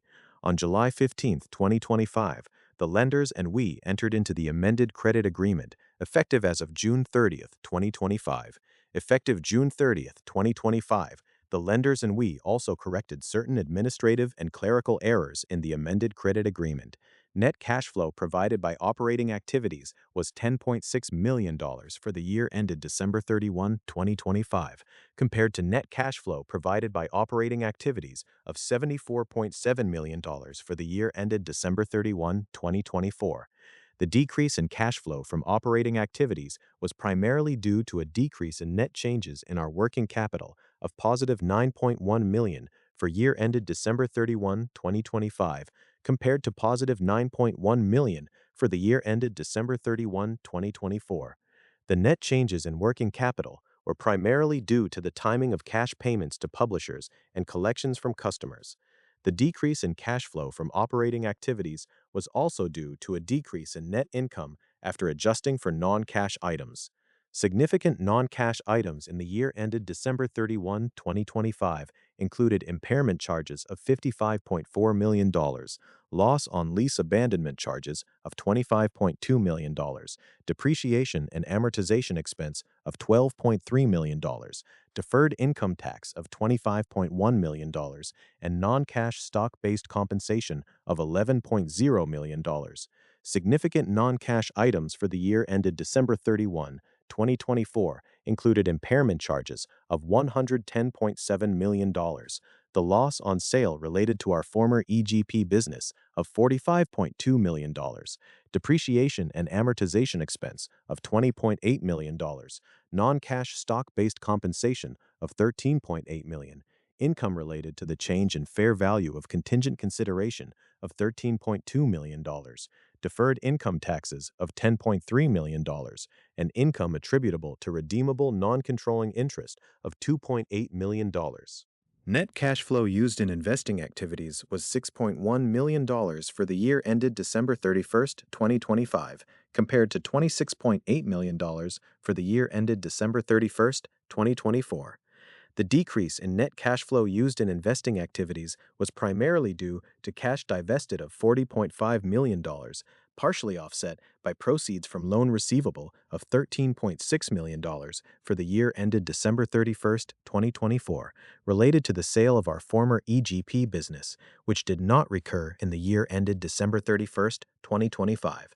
Additionally, the decrease in net cash flow used in investing activities was partially offset by reduction in proceeds from the sale of marketable securities to $2.6 million for the year ended December 31, 2025, compared to $10.8 million for the year ended December 31, 2024.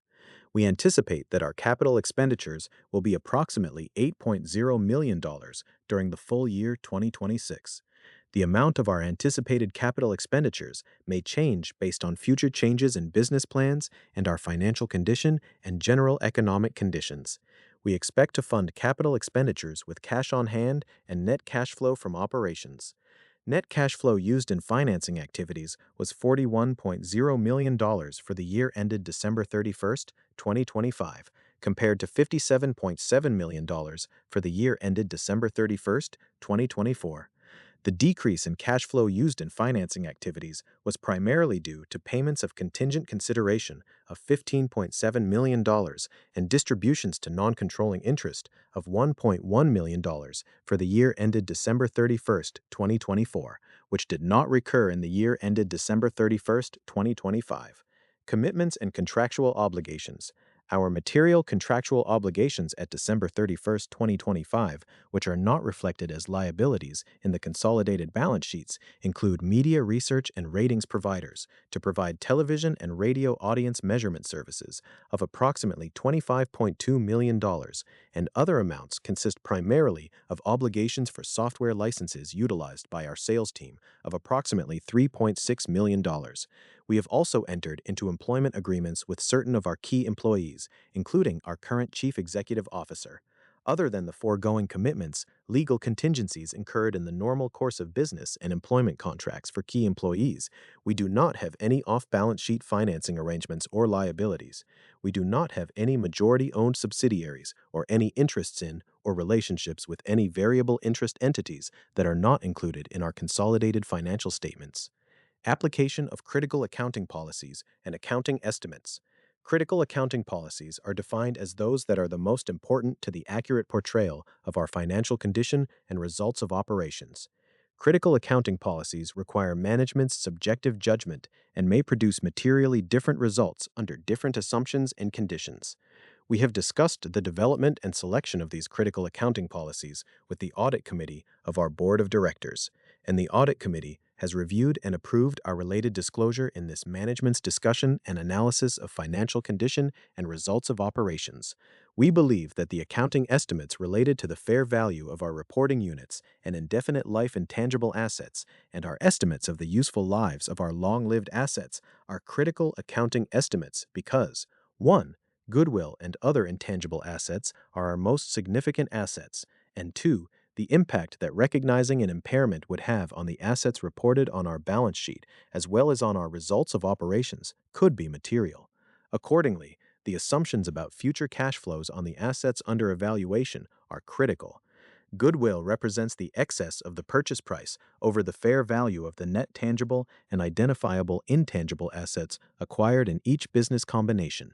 We test our goodwill and other indefinite-lived intangible assets for impairment annually on October 1st, or more frequently if certain events or certain changes in circumstances indicate they may be impaired. In assessing the recoverability of goodwill and indefinite life intangible assets, we must make a series of assumptions about such things as the estimated future cash flows and other factors to determine the fair value of these assets. In testing the goodwill of our reporting units for impairment, we first determine, based on a qualitative assessment, whether it is more likely than not that the fair value of each of our reporting units is less than their respective carrying amounts. We have determined that each of our operating segments is a reporting unit.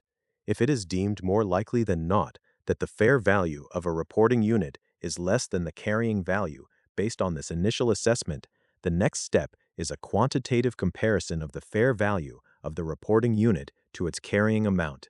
If a reporting unit's estimated fair value is equal to or greater than that reporting unit's carrying value, no impairment of goodwill exists and the testing is complete. If the reporting unit's carrying amount is greater than the estimated fair value, then an impairment loss is recorded for the amount of the difference. When a quantitative analysis is performed, the estimated fair value of goodwill is determined by using a combination of a market approach and an income approach. The market approach estimates fair value by applying sales, earnings, and cash flow multiples to each reporting unit's operating performance. The multiples are derived from comparable publicly traded companies with similar operating and investment characteristics to our reporting units. The market approach requires us to make a series of assumptions, such as selecting comparable companies and comparable transactions and transaction premiums. The current economic conditions have led to a decrease in the number of comparable transactions, which makes the market approach of comparable transactions and transaction premiums more difficult to estimate than in previous years. The income approach estimates fair value based on our estimated future cash flows of each reporting unit, discounted by an estimated weighted average cost of capital that reflects current market conditions, which reflect the overall level of inherent risk of that reporting unit.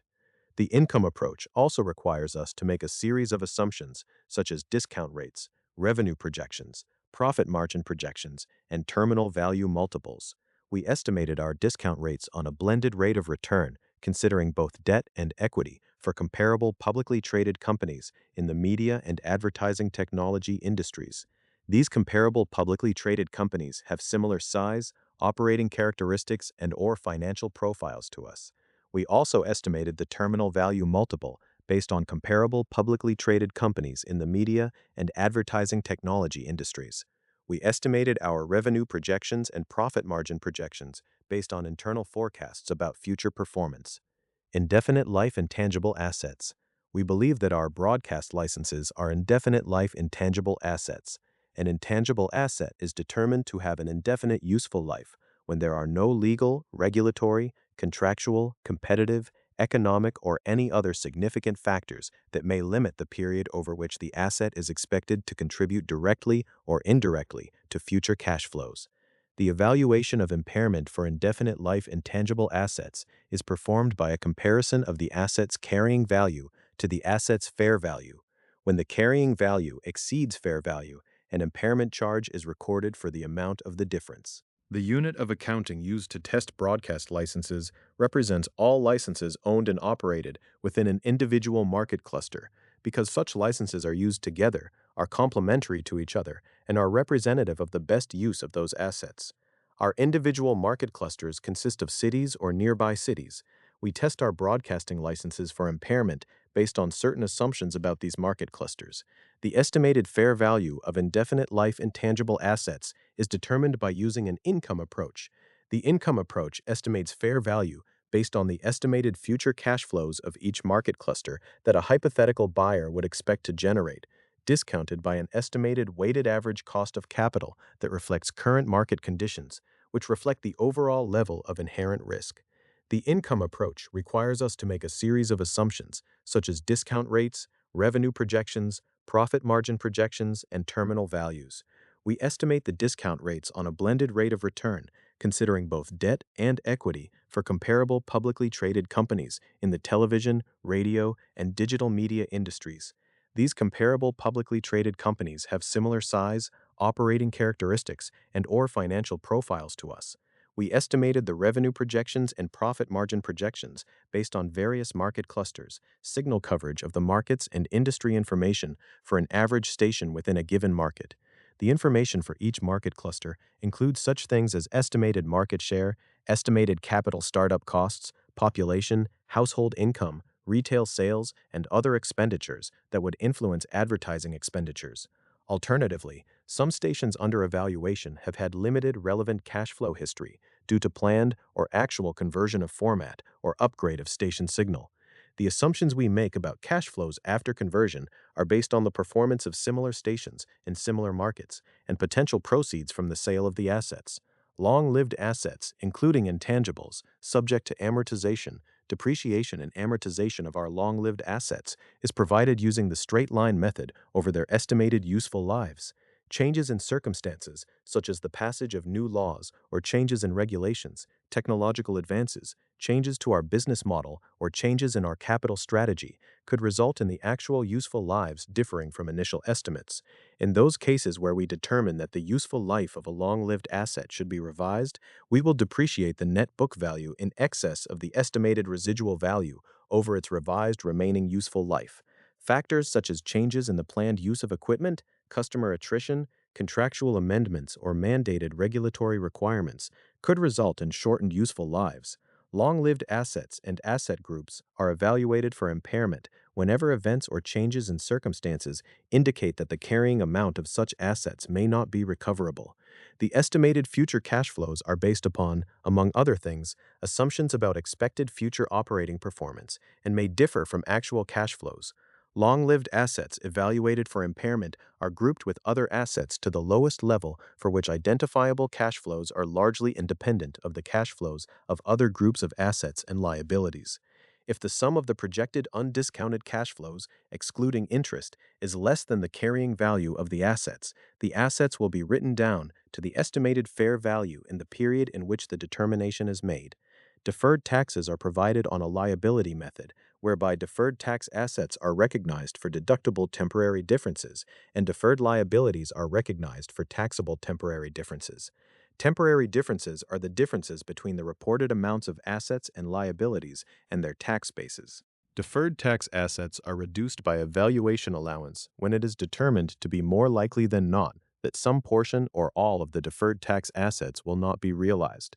Deferred tax assets and liabilities are adjusted for the effects of changes in tax laws and rates on the date of enactment. In evaluating our ability to realize net deferred tax assets, we consider all reasonably available evidence, including our past operating results, tax strategies, and forecasts of future taxable income. In considering these factors, we make certain assumptions and judgments that are based on the plans and estimates used to manage our business. We recognize the tax benefit from an uncertain tax position only if it is more likely than not that the tax position will be sustained on examination by the taxing authorities, based on the technical merits of the position. The tax benefits recognized in the financial statements from such positions are then measured based on the largest benefit that has a greater than 50% likelihood of being realized upon settlement. We recognize interest and penalties related to uncertain tax positions in income tax expense. Revenues are recognized when control of the promised services is transferred to our customers in an amount equal to the consideration we expect to be entitled to in exchange for those services. Broadcast advertising. Revenue related to the sale of advertising on our television and radio stations is recognized at the time of broadcast. Revenue for contracts with advertising agencies is recorded at an amount that is net of the commission retained by the agency. Revenue from contracts directly with the advertisers is recorded as gross revenue, and the related commission or national representation fee is recorded in operating expense. Digital advertising.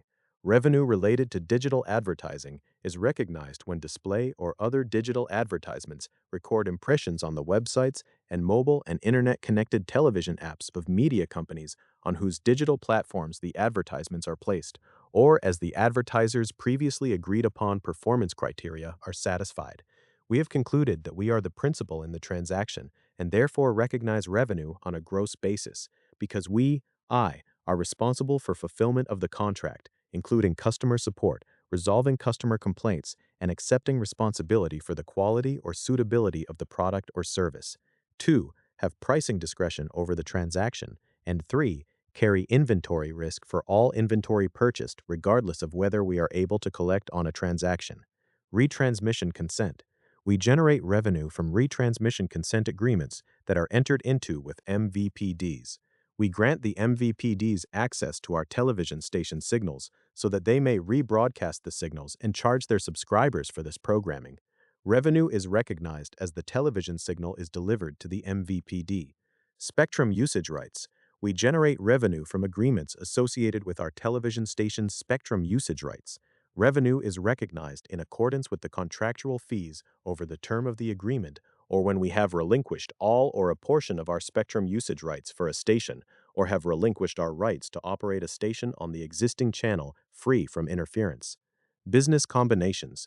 We apply the acquisition method of accounting for business combinations in accordance with U.S. GAAP and use estimates and judgments to allocate the purchase price paid for acquisitions to the fair value of the assets, including identifiable intangible assets and liabilities acquired.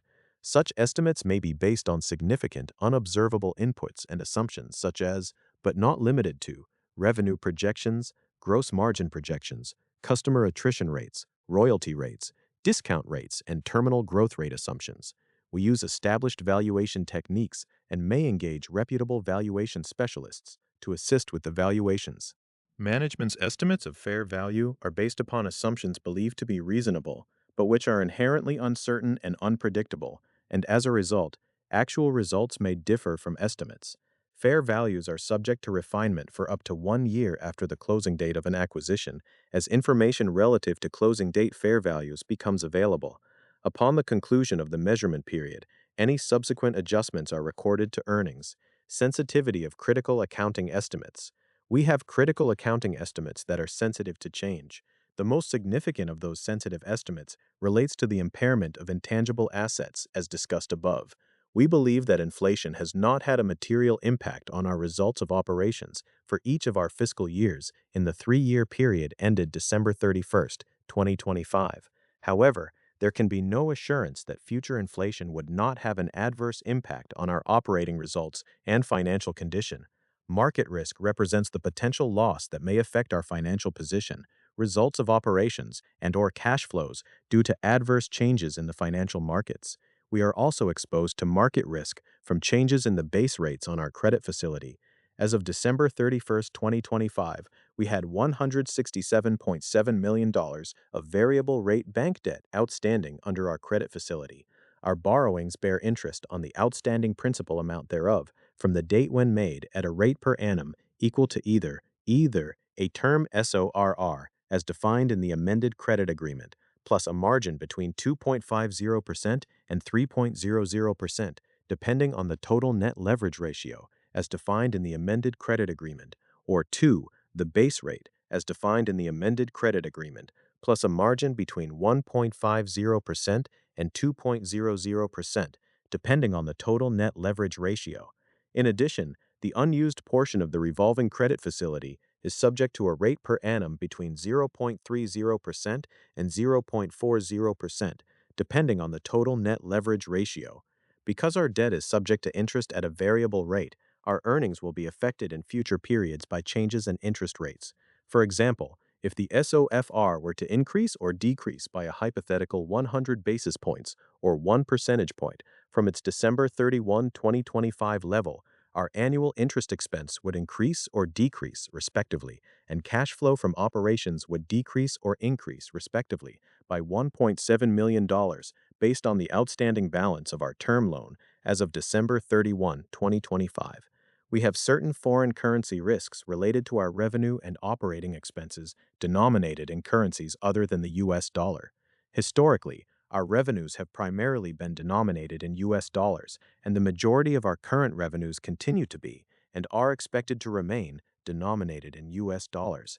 However, we have operations in countries other than the United States, primarily related to our advertising technology and services operations, and we expect a portion of our future revenues will be denominated in currencies other than the US dollar, primarily the euro. The effect of an immediate and hypothetical 10% adverse change in foreign exchange rates on foreign denominated accounts receivable at December 31, 2025, would not be material to our consolidated results of operations or overall financial condition. Our operating expenses are primarily denominated in US dollars. In addition, certain of our operating expenses are denominated in the currencies of the countries in which our operations are located, primarily Spain, which uses the euro. Currency fluctuations or a weakening US dollar can increase the amount of operating expense of our international operations, which are primarily related to our advertising technology and services operations. Increases and decreases in foreign denominated revenue from movements in foreign exchange rates are partially offset by corresponding decreases or increases in foreign denominated operating expenses. To date, we have not entered into any foreign currency hedging contracts, since exchange rate fluctuations historically have not had a material effect on our operating results and cash flows. We have audited the accompanying consolidated balance sheets of Entravision Communications Corporation and subsidiaries, the company, as of December 31, 2025, and December 31, 2024, the related consolidated statements of operations, comprehensive income, loss, stockholders' equity, and cash flows for each of the 3 years in the period ended December 31, 2025, and the related notes and the schedule listed in the index at item 15, collectively referred to as the financial statements. We also have audited the company's internal control over financial reporting as of December 31, 2025, based on criteria established in Internal Control Integrated Framework 2013, issued by the Committee of Sponsoring Organizations of the Treadway Commission, COSO. In our opinion, the financial statements referred to above present fairly, in all material respects, the financial position of the company as of December 31, 2025, and December 31, 2024, and the results of its operations and its cash flows for each of the 3 years in the period ended December 31, 2025, in conformity with accounting principles generally accepted in the United States of America. Also, in our opinion, the company maintained, in all material respects, effective internal control over financial reporting as of December 31, 2025, based on criteria established in Internal Control Integrated Framework 2013, issued by COSO. Intangible assets not subject to amortization refer to Notes 2 and 5 to the financial statements. The company's broadcast licenses are indefinite life intangible assets not subject to amortization. The company tests its broadcast licenses for impairment annually or more frequently if certain events or certain changes in circumstances indicate they may be impaired. The unit of accounting used to test broadcast licenses represents all licenses owned and operated within an individual market cluster because such licenses are used together, are complementary to each other, and are representative of the best use of those assets. The company's individual market clusters consist of cities or nearby cities. The company tests its broadcast licenses for impairment based on certain assumptions about these market clusters. The evaluation of impairment for broadcast licenses is performed by a comparison of the asset's carrying value to the asset's fair value. When the carrying value exceeds fair value, an impairment charge is recorded for the difference. The estimated fair value of indefinite life intangible assets is determined by using an income approach valuation model. The income approach model estimates fair value based on the estimated future cash flows of each market cluster that a hypothetical buyer would expect to generate at its highest and best use.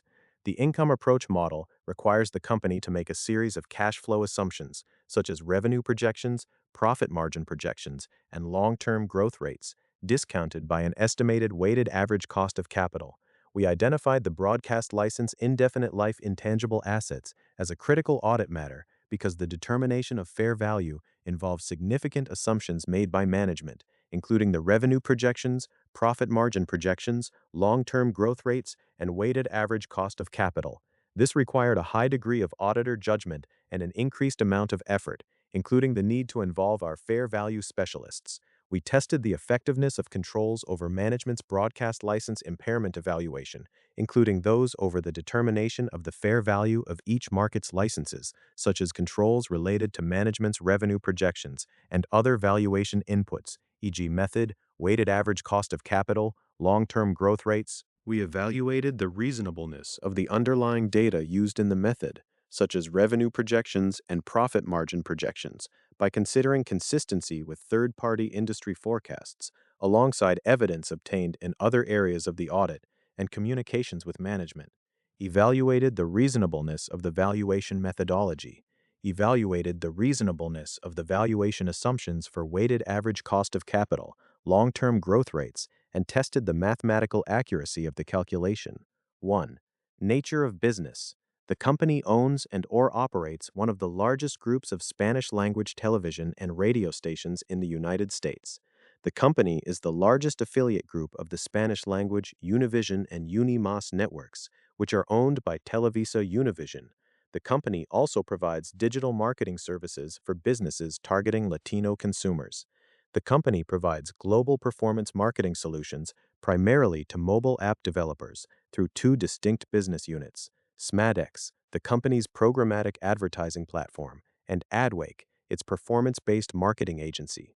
The company has organized its operations into two reportable segments. Its media segment includes its television, radio, and digital marketing operations. Its advertising and technology services (ATS) segment provides programmatic advertising and technology services through SMADEX and AdWake. In 2024, the company discontinued and divested a significant portion of its operations, which largely consisted of a collection of acquisitions that had been completed prior to 2024. 2. Summary of significant accounting policies. The accompanying consolidated financial statements include the accounts of the company and its wholly owned subsidiaries. All significant intercompany accounts and transactions have been eliminated in consolidation. Discontinued operations. On March 4, 2024, the company received a communication from Meta Platforms Inc., a Meta, that it intended to wind down its authorized sales partners ASP program globally and end its relationship with all of its ASPs, including the company, by July 1, 2024. As a result of this communication from Meta, the company conducted a thorough review of its digital strategy, operations, and cost structure, and during the second quarter of 2024, made the decision to dispose of the operations of its Entravision Global Partners (EGP) business.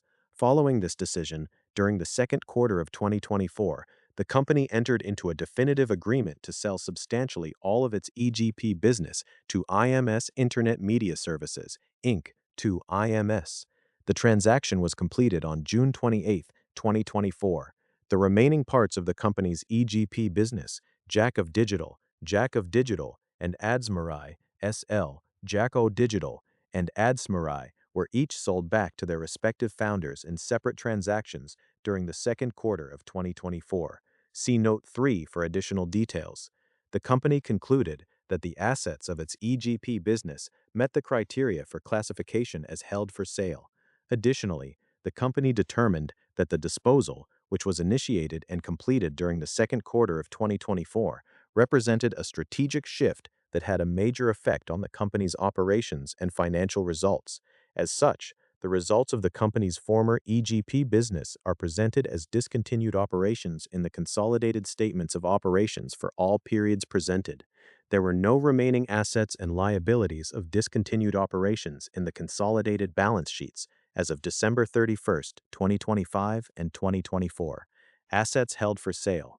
In March 2025, the company entered into a letter of intent, the LOI, to sell the assets of its two Mexico television stations. The assets constituting Station X Haraz, located in Tijuana, Mexico, and the assets constituting Station XHDTV, located in Tecate, Mexico, had an initial agreed-upon purchase price of $4.7 million.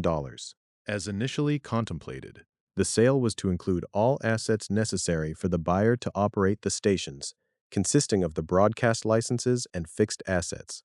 These assets met the criteria for classification as assets held for sale. The carrying value of the two stations exceeded the agreed-upon purchase price, and, accordingly, the company recorded an impairment charge of $23.7 million during the three-month period ended March 31, 2025, related to the broadcast licenses with a carrying value of $28.0 million and the fixed assets of the two stations with a carrying value of $0.4 million. As part of ongoing negotiations, during the third quarter of 2025, the purchase price was reduced by $1.7 million to $3.0 million. Also, additional assets with a carrying value of $3.8 million were included in the transaction without an increase in the purchase price. As a result of these changes, the company recorded an additional impairment charge of $5.5 million in the third quarter of 2025. The parties signed a definitive agreement for the transaction in January 2026, with closing to occur pending regulatory approval from the government of Mexico.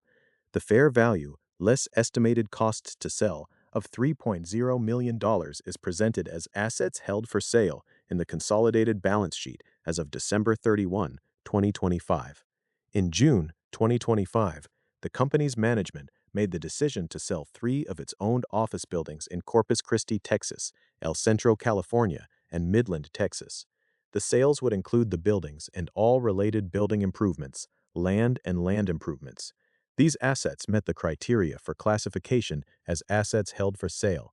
The carrying amount of each of the buildings and related fixed assets were lower than the fair value, less cost to sell. The carrying amounts totaling $2.6 million are presented as assets held for sale in the consolidated balance sheet as of December 31, 2025. Cash and cash equivalents.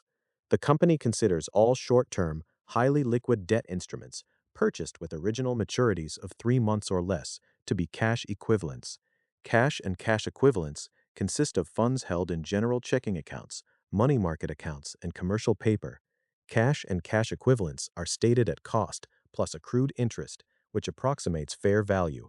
The company had $16.3 million and $11.1 million in cash and cash equivalents held outside the United States as of December 31, 2025 and 2024, respectively.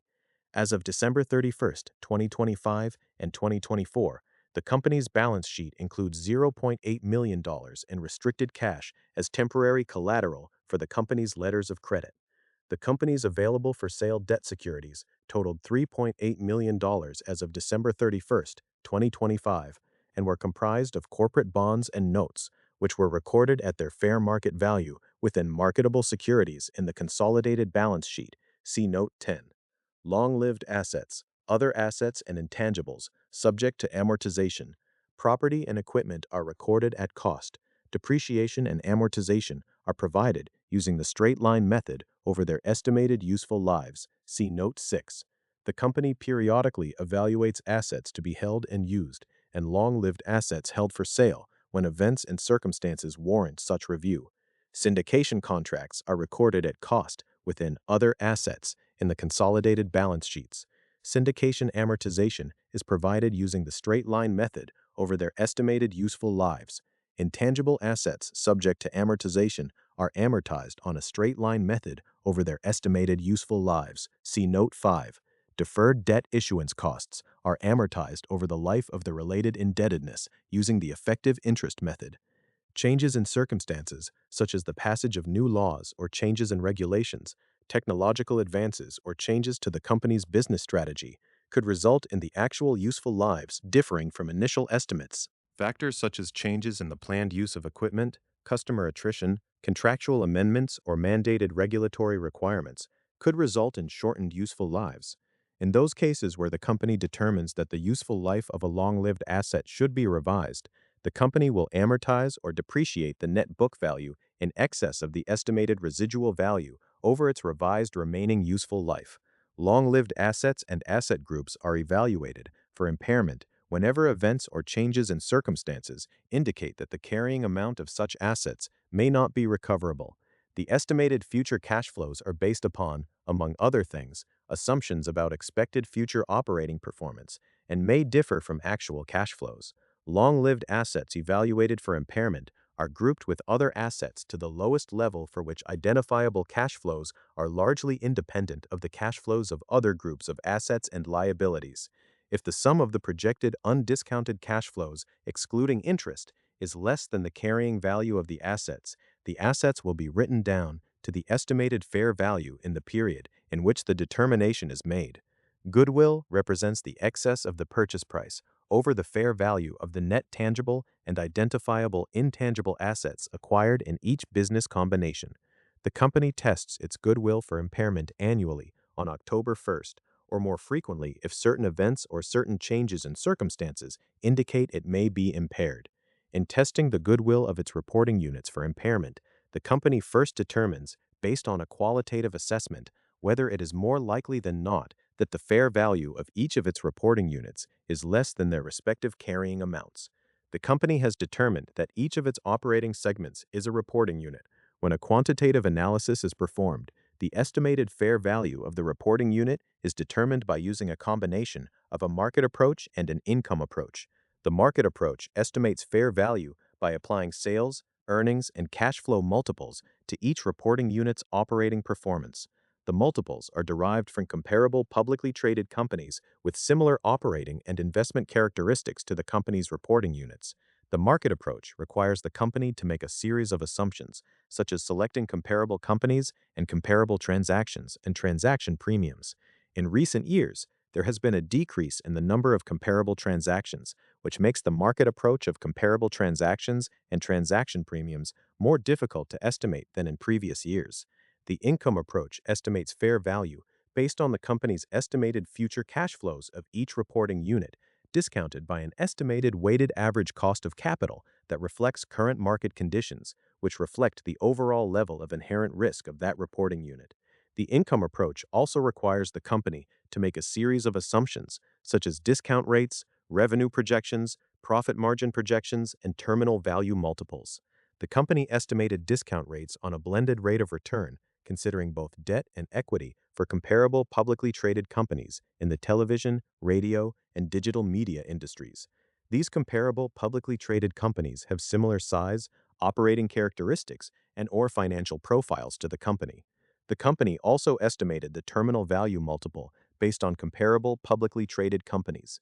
The company estimated revenue projections and profit margin projections based on internal forecasts about future performance. Intangible assets not subject to amortization. The company believes that its broadcast licenses are indefinite life intangible assets. An intangible asset is determined to have an indefinite useful life when there are no legal, regulatory, contractual, competitive, economic, or any other significant factors that may limit the period over which the asset is expected to contribute directly or indirectly to future cash flows. The evaluation of impairment for indefinite life intangible assets is performed by a comparison of the asset's carrying value to the asset's fair value. The company tests its indefinite lived intangible assets for impairment annually on October 1st, or more frequently if certain events or certain changes in circumstances indicate they may be impaired. When the carrying value exceeds fair value, an impairment charge is recorded for the amount of the difference.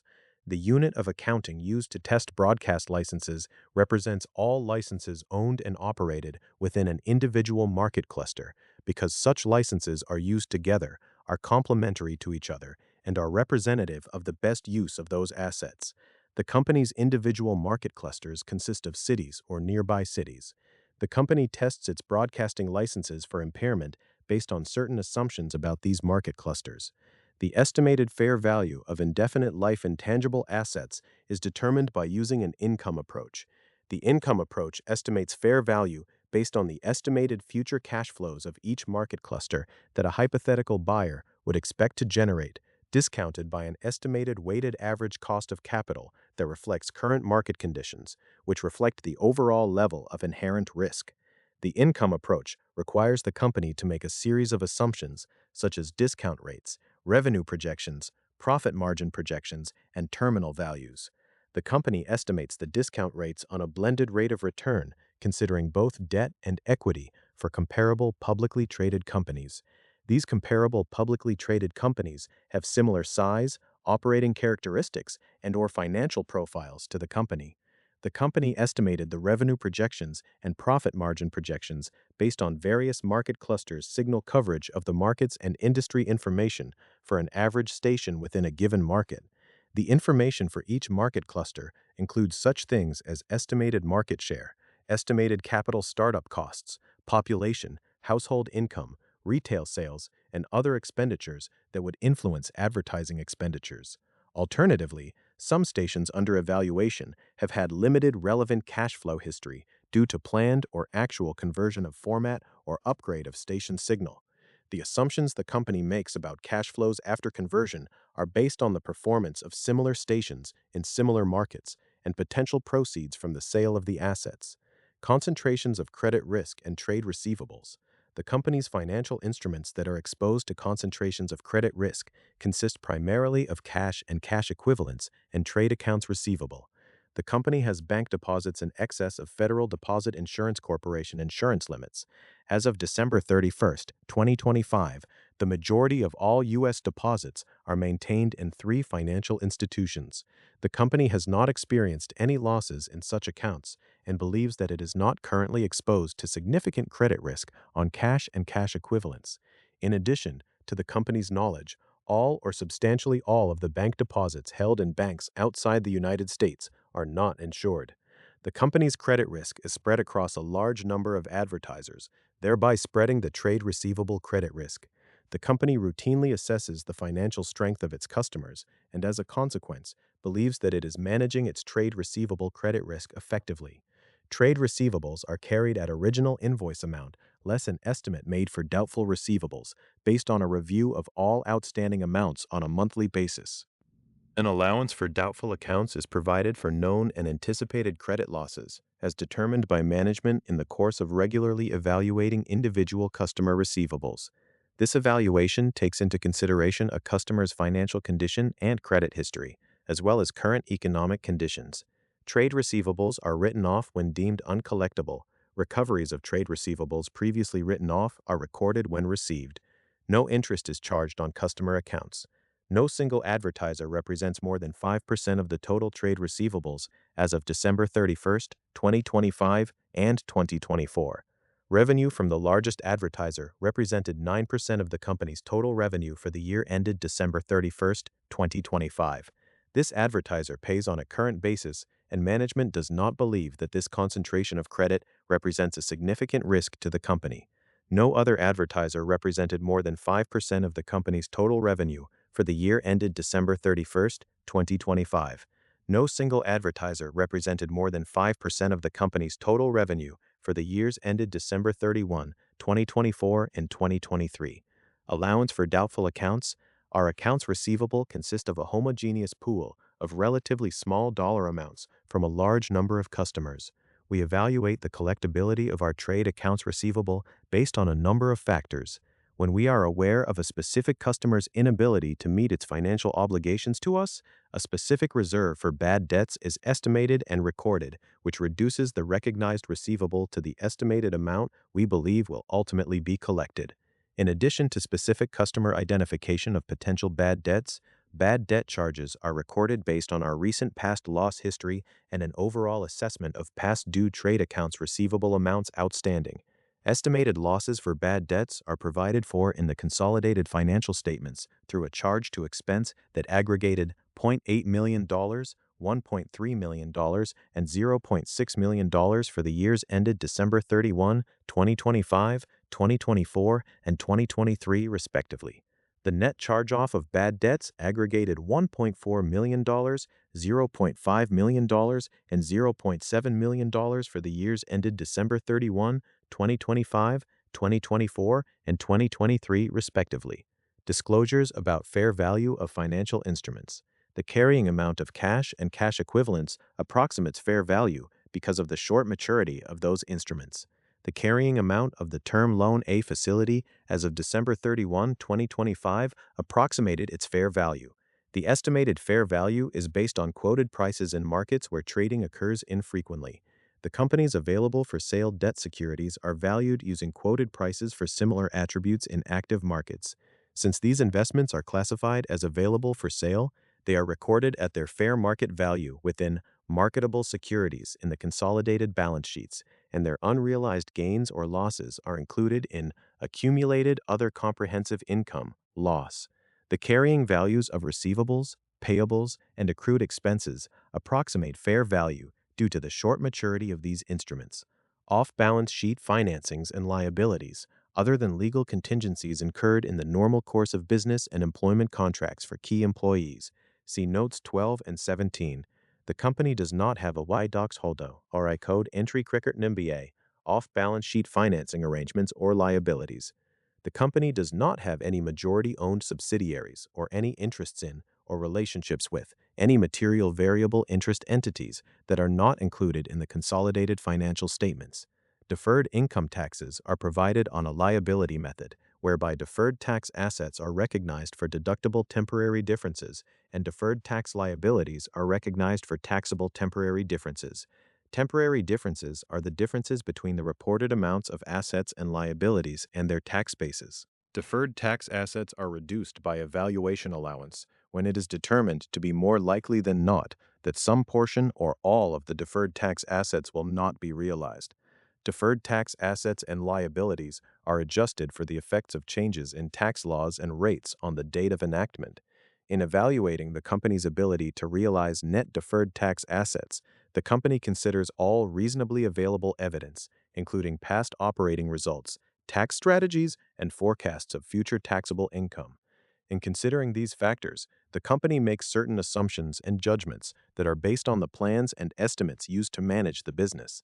The company recognizes the tax benefit from an uncertain tax position only if it is more likely than not the tax position will be sustained on examination by the taxing authorities based on the technical merits of the position. The tax benefits recognized in the financial statements from such positions are then measured based on the largest benefit that has a greater than 50% likelihood of being realized upon settlement. The company recognizes interest and penalties related to uncertain tax positions in income tax expense. Amounts incurred for legal costs that pertain to loss contingencies are expensed as incurred. The company applies the acquisition method of accounting for business combinations in accordance with US GAAP and uses estimates and judgments to allocate the purchase price paid for acquisitions to the fair value of the assets, including identifiable intangible assets and liabilities acquired. Such estimates may be based on significant unobservable inputs and assumptions such as, but not limited to, revenue projections, gross margin projections, customer attrition rates, royalty rates, discount rates, and terminal growth rate assumptions. The company uses established valuation techniques and may engage reputable valuation specialists to assist with the valuations. The company's estimates of fair value are based upon assumptions believed to be reasonable, but which are inherently uncertain and unpredictable, and as a result, actual results may differ from estimates. Fair values are subject to refinement for up to 1 year after the closing date of an acquisition, as information relative to closing date fair values becomes available. Upon the conclusion of the measurement period, any subsequent adjustments are recorded to earnings. Contingent consideration. If business combinations or variable interest entities provide for contingent consideration, the company records the contingent consideration at fair value at the acquisition date. The company adjusts the contingent consideration liability at the end of each reporting period based on fair value inputs representing changes in forecasted revenue of the acquired entities and the probability of an adjustment to the purchase price. Key assumptions include risk-neutral expected growth rates based on the company's assessments of expected growth and EBITDA, adjusted by appropriate factors capturing their correlation with the market and volatility, discounted at a cost of debt rate. Changes in the fair value of the contingent consideration after the acquisition date are included in earnings if the contingent consideration is recorded as a liability. Revenues are recognized when control of the promised services is transferred to the company's customers in an amount equal to the consideration the company expects to be entitled to in exchange for those services. Broadcast advertising. Revenue related to the sale of advertising on the company's television and radio stations is recognized at the time of broadcast. Revenue for contracts with advertising agencies is recorded at an amount that is net of the commission retained by the agency. Revenue from contracts directly with the advertisers is recorded as gross revenue, and the related commission or national representation fee is recorded in operating expense.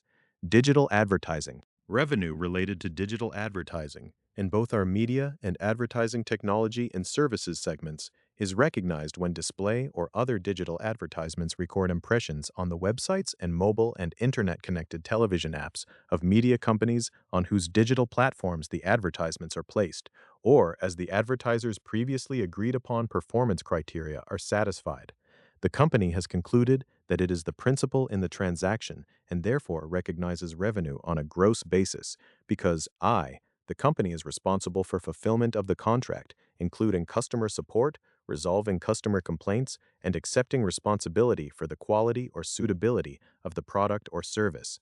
Equals, the company has pricing discretion over the transaction, and 3, the company carries inventory risk for all inventory purchased, regardless of whether the company is able to collect on a transaction.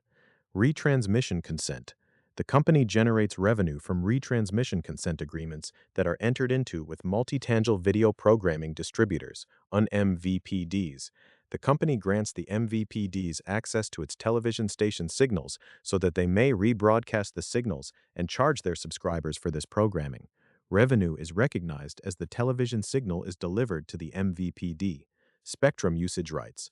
The company generates revenue from agreements associated with its television station spectrum usage rights. Revenue is recognized in accordance with the contractual fees over the term of the agreement, or when the company has relinquished all or a portion of its spectrum usage rights for a station, or have relinquished its rights to operate a station on the existing channel free from interference. The company does not disclose the value of unsatisfied performance obligations when contracts have an original expected length of 1 year or less, which applies to essentially all of the company's advertising contracts, and variable consideration is a sales-based or usage-based royalty promised in exchange for a license of intellectual property, which applies to retransmission consent revenue. The company expenses contract acquisition costs, such as sales commissions generated either by internal direct sales employees or through third-party advertising agency intermediaries, when incurred because the amortization period is 1 year or less. These costs are recorded within direct operating expenses. The company records deferred revenues within accounts payable and accrued expenses in the consolidated balance sheets when cash payments are received or due in advance of its performance, including amounts which are refundable. The change in the deferred revenue balance is primarily driven by cash payments received or due in advance of satisfying the company's performance obligations, offset by revenues recognized that were included in the deferred revenue balance in the prior period. The company's payment terms vary by the type and location of customer and the products or services offered. The term between invoicing and when payment is due is typically 30 days. For certain individual customers and customer types, the company generally requires payment before the services are delivered to the customer. Cost of revenue consists of the costs of online media acquired from third parties in both the company's media and ATS segments. Direct operating expenses. Direct operating expenses consist primarily of salaries and commissions of sales staff, amounts paid to national representation firms, production and programming expenses, fees for rating services, and engineering costs. Corporate expenses consist primarily of salaries related to corporate officers and back-office functions, third-party legal and accounting services, and fees incurred as a result of being a publicly traded company. Stock-based compensation. The company recognizes stock-based compensation according to the provisions of ASC 718, stock compensation, which requires the measurement and recognition of compensation expense for all stock-based awards made to employees and directors, including employee stock options, restricted stock awards, restricted stock units, RSUs, and performance stock units, PSUs, based on estimated fair values. The company granted RSUs during each of the years ended December 31st, 2025, 2024, and 2023. The estimated fair value of the RSUs granted is based on the company's share price on the grant date. In addition, the company granted PSUs during the years ended December 31st, 2025, 2024, and 2023. The estimated fair value of the PSUs was estimated using a Monte Carlo simulation model that incorporates option pricing inputs, covering the period from the grant date through the end of the performance period. Beginning with grants made in 2023, a dividend equivalent equal to the amount paid, if any, in respect of one share of the securities underlying the RSUs and PSUs begins accruing with respect to the RSUs and PSUs on the date of grant. Such accrued dividend equivalents are paid to the holder upon vesting of the RSUs and PSUs. The company did not grant any stock options during the years ended December 31st, 2025, 2024, and 2023. Basic earnings per share is computed as net income divided by the weighted average number of shares outstanding for the period. Diluted earnings per share reflects the potential dilution, if any, that could occur from shares issuable through stock options, RSUs, and PSUs. For the year ended December 31, 2025, all dilutive securities have been excluded, as their inclusion would have had an anti-dilutive effect on loss per share. The number of securities whose conversion would result in an incremental number of shares that would be included in determining the weighted average shares outstanding for diluted earnings per share, if their effect was not anti-dilutive, was 2,948,241 equivalent shares of dilutive securities for the year ended December 31st, 2025. For the year ended December 31st, 2024, all dilutive securities have been excluded, as their inclusion would have had an anti-dilutive effect on loss per share. The number of securities whose conversion would result in an incremental number of shares that would be included in determining the weighted average shares outstanding for diluted earnings per share, if their effect was not anti-dilutive, was 1,277,582 equivalent shares of dilutive securities for the year ended December 31st, 2024.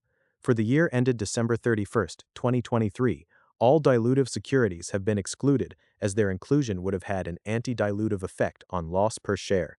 The number of securities whose conversion would result in an incremental number of shares that would be included in determining the weighted average shares outstanding for diluted earnings per share, if their effect was not anti-dilutive, was 2,145,439 equivalent shares of dilutive securities for the year ended December 31st, 2023. Comprehensive income, loss. Comprehensive income, loss, encompasses all changes in equity other than those arising from transactions with stockholders and consists of net income, loss, unrealized gains, losses on investments, and foreign currency translation adjustments. Loss on lease abandonment. At the time of a lease termination, the operating lease right of use (ROU) asset is derecognized, while the corresponding lease liability is evaluated and derecognized by the company based any remaining contractual obligations as of the lease termination date. See Note 7F or further detail. During the third quarter of 2025, the company's management began to implement an ongoing organization design plan, the plan, intended to support revenue growth and reduce expenses, primarily in the company's media operations. Key components of the plan that were implemented during the third quarter include a reduction of 39 employees, representing approximately 5% of the company's media segment workforce, primarily in back-office roles, across various departments including news, engineering, traffic, and accounting. These actions resulted in severance charges of approximately $0.7 million for the year ended December 31st, 2025. The abandonment of 5 leased facilities, with impacted employees transitioning to remote work. The associated ROU assets, with a total carrying value of approximately $2.4 million, were expensed for the year ended December 31, 2025. In addition, the company recorded a gain on settlement of the lease liability of $0.4 million for the year ended December 31, 2025, and the shutdown of certain legacy international operations within the advertising technology and services segment, resulting in contract termination costs of approximately $0.1 million for the year ended December 31, 2025. The company accounts for its restructuring charges as a liability when the obligations are incurred and records such charges at fair value. As a result of the implementation of the plan and the actions described above, for the year ended December 31, 2025, the company recorded total charges of $2.8 million, net of a gain on settlement of the lease liability of $0.4 million, which are included within restructuring costs in the company's consolidated statements of operations.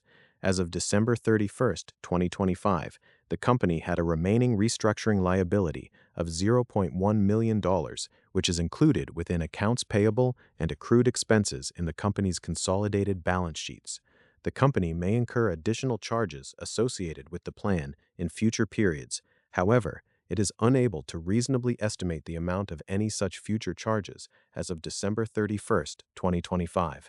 In November 2024, the Financial Accounting Standards Board, the FASB, issued Accounting Standard Update ASU 2024-03, Income Statement, Reporting Comprehensive Income, Expense Disaggregation Disclosures, Subtopic 220-40, Disaggregation of Income Statement Expenses, requiring public entities to disclose additional information about specific expense categories in the notes to the financial statements on an interim and annual basis. ASU 2024-03 is effective for fiscal years beginning after December 15, 2026, and for interim periods beginning after December 15, 2027, with early adoption permitted. The company is currently evaluating the impact of the new guidance on its consolidated financial statements. In September 2025, the FASB issued ASU 2025-06, Intangibles, Goodwill, and Other Internal Use Software, Subtopic 350-40, Targeted Improvements to the Accounting for Internal Use Software, which modernizes the recognition and disclosure framework for internal use software costs, removing the previous development stage model and introduces a more judgment-based approach. The ASU is effective for financial statements issued for annual periods beginning after December 15, 2027, and interim periods within those fiscal years. The ASU can be early adopted and should be applied using either the prospective, modified, or retrospective transition approach. The company is currently evaluating the impact of the new guidance on its consolidated financial statements. In December 2025, the FASB issued ASU 2025-11, Interim Reporting, Topic 270, Narrow Scope Improvements, which clarifies the guidance in Topic 270 to improve the consistency of interim financial reporting. The ASU provides a comprehensive list of required interim disclosures and introduces a disclosure principle requiring entities to disclose events since the end of the last annual reporting period that have a material impact on the entity. ASU 2025-11 is effective for fiscal years beginning after December 15, 2027, including interim periods within those fiscal years, with early adoption permitted. The company has adopted ASU 202309, effective December 31, 2025, using a prospective approach and included the required disclosures in our notes to the financial statements for our income taxes. See Note 11 for further detail. Newly adopted accounting standards. In December 2023, the FSB issued ASU 202309, Income Taxes, Topic 740, Improvements to Income Tax Disclosures, which focuses on the rate reconciliation and income taxes paid. ASU number 202309 requires a public business entity, PBE, to disclose, on an annual basis, a tabular rate reconciliation using both percentages and currency amounts, broken out into specified categories, with certain reconciling items further broken out by nature and jurisdiction to the extent those items exceed a specified threshold. In addition, all entities are required to disclose income taxes paid, net of refunds received, disaggregated by federal, state, local, and foreign, and by jurisdiction if the amount is at least 5% of total income tax payments, net of refunds received. For PBEs, the new standard is effective for annual periods beginning after December 15, 2024, with early adoption permitted. The company adopted ASU 202309 on a prospective basis during the year ended December 31, 2025. See Note 11 for further detail. 3. Discontinued operations.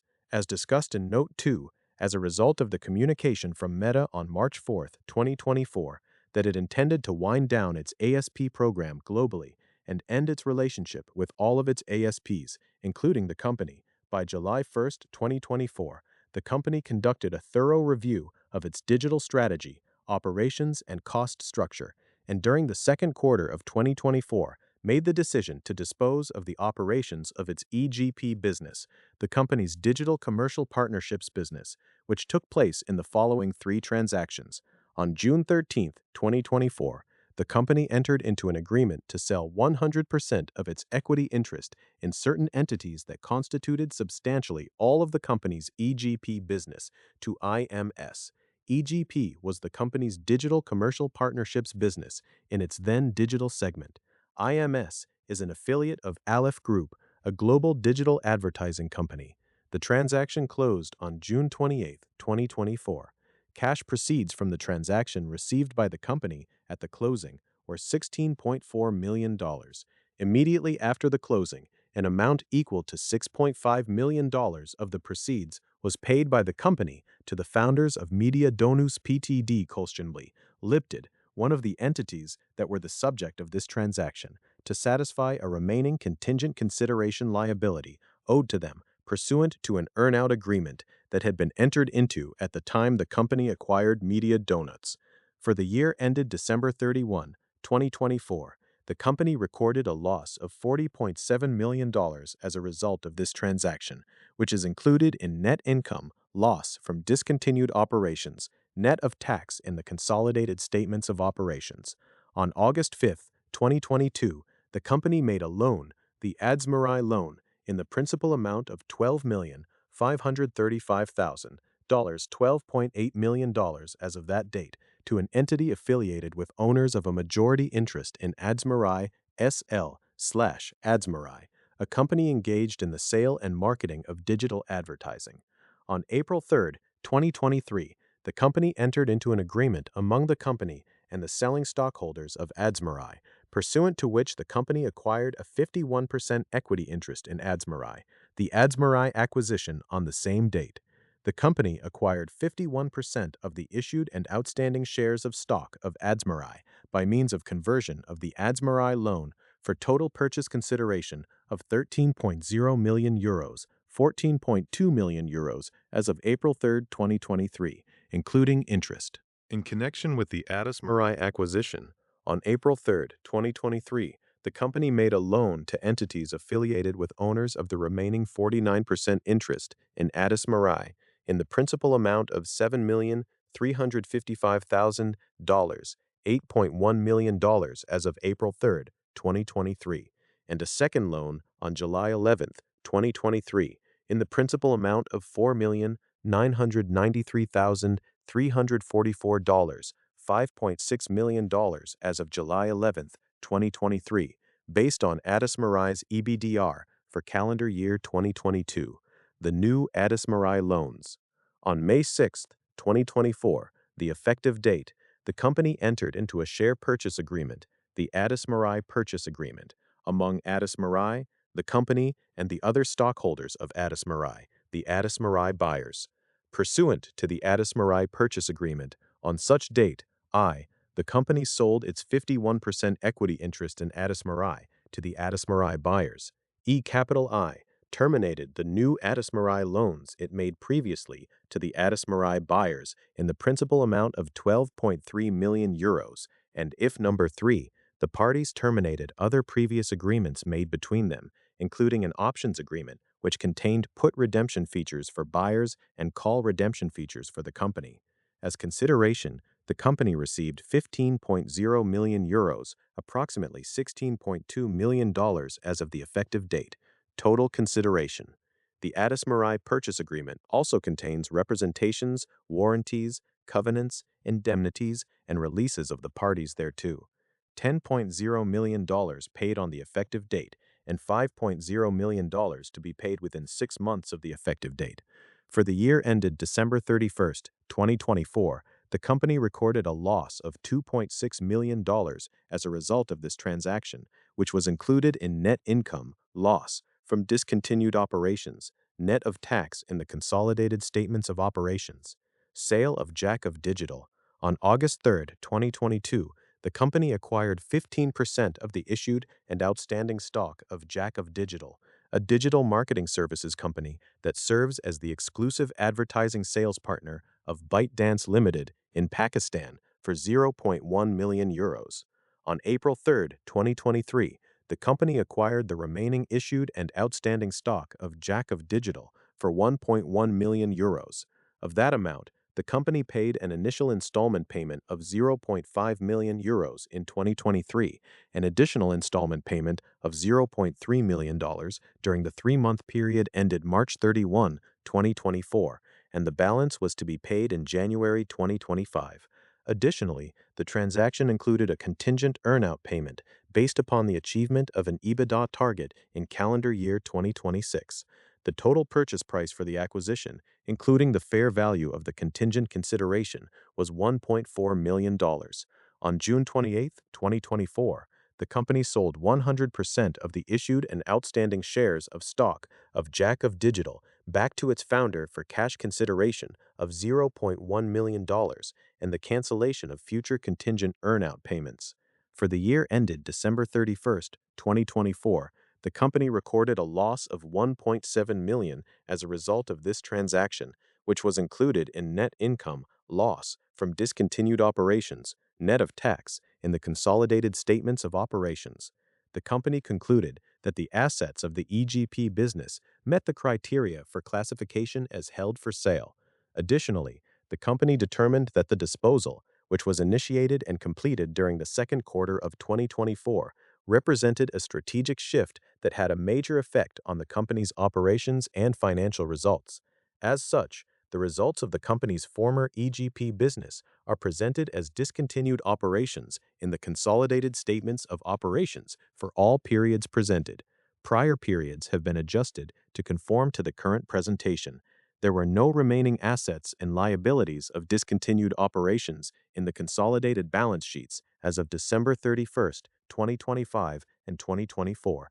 Allocated general corporate overhead costs do not meet the criteria to be presented within net loss from discontinued operations, net of tax, and were excluded from all figures presented in the table above. The company and IMS entered into a transition services agreement, pursuant to which the company and IMS provided certain services to each other through December 2024. The company did not collect or pay any cash related to these activities. For the year ended December 31, 2024, there was a tax benefit in discontinued operations as a result of the I. Tax effect of a pre-tax loss, i.e., benefit related to disposal, and 3. Permanent items to the disposition. For the years ended December 31, 2023 and 2022, there was a tax expense in discontinued operations as a result of the I. Tax effect of a pre-tax loss, i.e., benefit related to disposal, 3. Permanent items, and 1 cross, change in the fair value of the contingent consideration, and V and non-taxable non-territorial income related to the disposition. As a result of the EGP disposition during the second quarter of 2024, the company was required to repay $4.9 million of the outstanding principal under the credit facility, which represented approximately 2.5% of the total outstanding principal under the credit facility.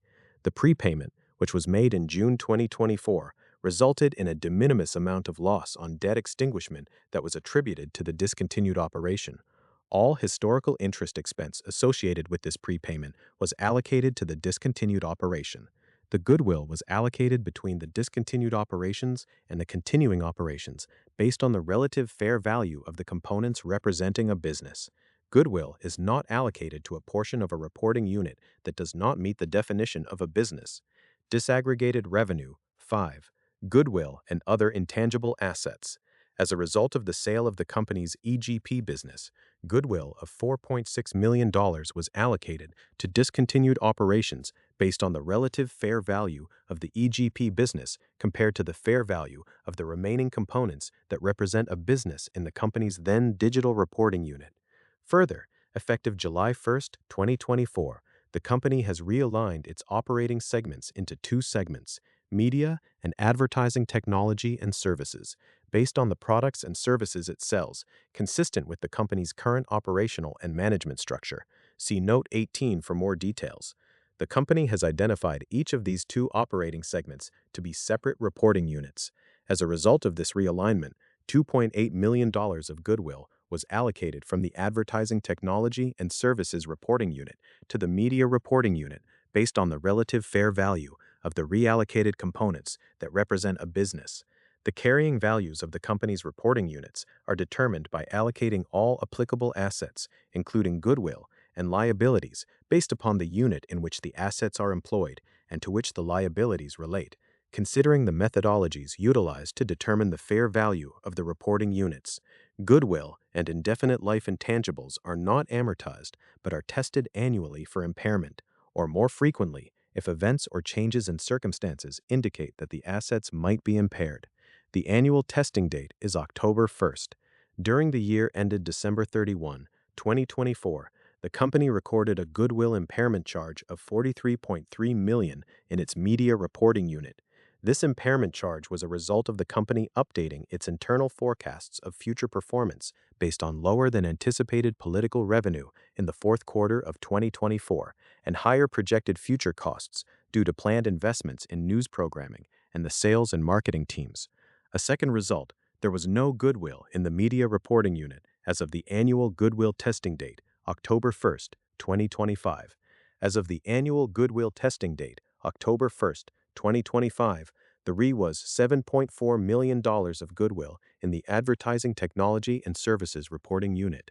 Based on the assumptions and estimates in Note 2, the fair value of the Advertising Technology and Services Reporting Unit exceeded its carrying value by over 100%, resulting in no impairment charge for the year ended December 31st, 2024.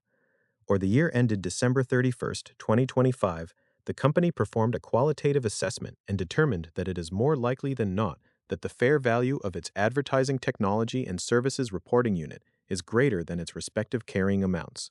As a result, the company determined that a quantitative analysis was not necessary. During the years ended December 31st, 2025 and 2024, the company did no record a goodwill impairment charge in its Advertising Technology and Services Reporting Unit. During the year ended December 31st, 2023, the company did no record a goodwill impairment charge in its then television, audio, and digital reporting units. The company also conducted a review of the fair value of the television and radio FCC licenses in 2025, 2024, and 2023. The estimated fair value of indefinite life intangible assets is determined by an income approach. The income approach estimates fair value based on the estimated future cash flows of each market cluster that a hypothetical buyer would expect to generate, discounted by an estimated weighted average cost of capital that reflects current market conditions, which reflect the level of inherent risk. The income approach requires the company to make a series of assumptions, such as discount rates, revenue projections, profit margin projections, and terminal values. The company estimates the discount rates on a blended rate of return, considering both debt and equity, for comparable publicly traded companies.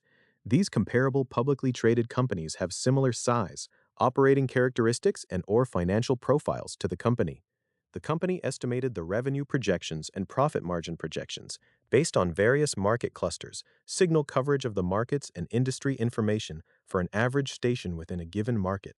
The information for each market cluster includes such things as estimated market share, estimated capital startup costs, population, household income, retail sales, and other expenditures that would influence advertising expenditures.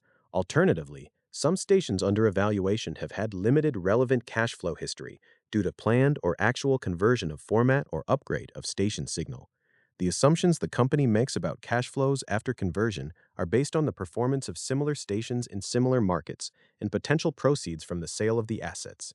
For the year ended December 31st, 2025, the company recorded impairment charges of FCC licenses within the media reportable segment in the amount of $26.0 million.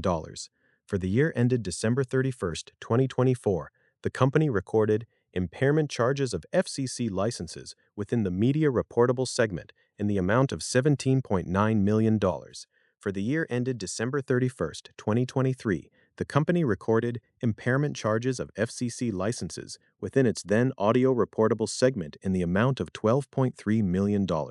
Impairment charge related to intangibles subject to amortization of $1.0 million within its then digital reportable segment to reflect the termination of an agreement with a media company for which we acted as commercial partner.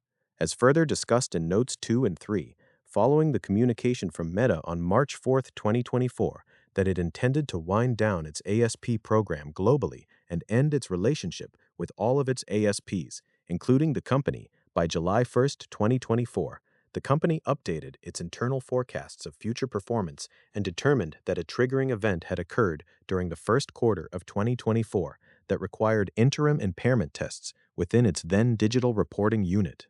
As a result, the company recorded a goodwill impairment charge of $35.4 million and intangibles subject to amortization impairment charge of $14.0 million during the first quarter of 2024, with respect to the company's then digital segment, which amounts were included in the results of discontinued operations. 6. Property and equipment. Depreciation expense was $10.5 million, $14.1 million, and $13.3 million for the years ended December 31, 2025, 2024, and 2023, respectively. The company's leases are considered operating leases and primarily consist of real estate, such as office space, broadcasting towers, land, and land easements. The operating leases are reflected within the consolidated balance sheet as operating leases right-of-use asset, with the related liability presented as operating lease liabilities and long-term operating lease liabilities. Lease expense is recognized on a straight-line basis over the lease term. Generally, lease terms include options to renew or extend the lease. Unless the renewal option is considered reasonably certain, the exercise of any such options has been excluded from the calculation of lease liabilities. The company's existing leases have remaining terms of less than 1 year up to 25 years. The weighted average remaining lease term and the weighted average discount rate used to calculate the company's lease liabilities as of December 31, 2025, were 8.5 years and 6.3%, respectively. The weighted average remaining lease term and the weighted average discount rate used to calculate the company's lease liabilities as of December 31st, 2024, were 8.4 years and 6.3%, respectively. The company's corporate headquarters and main operational offices for its audio operations are currently located in Burbank, California. The company's corporate headquarters and main operational offices for its audio operations were previously located in Santa Monica, California.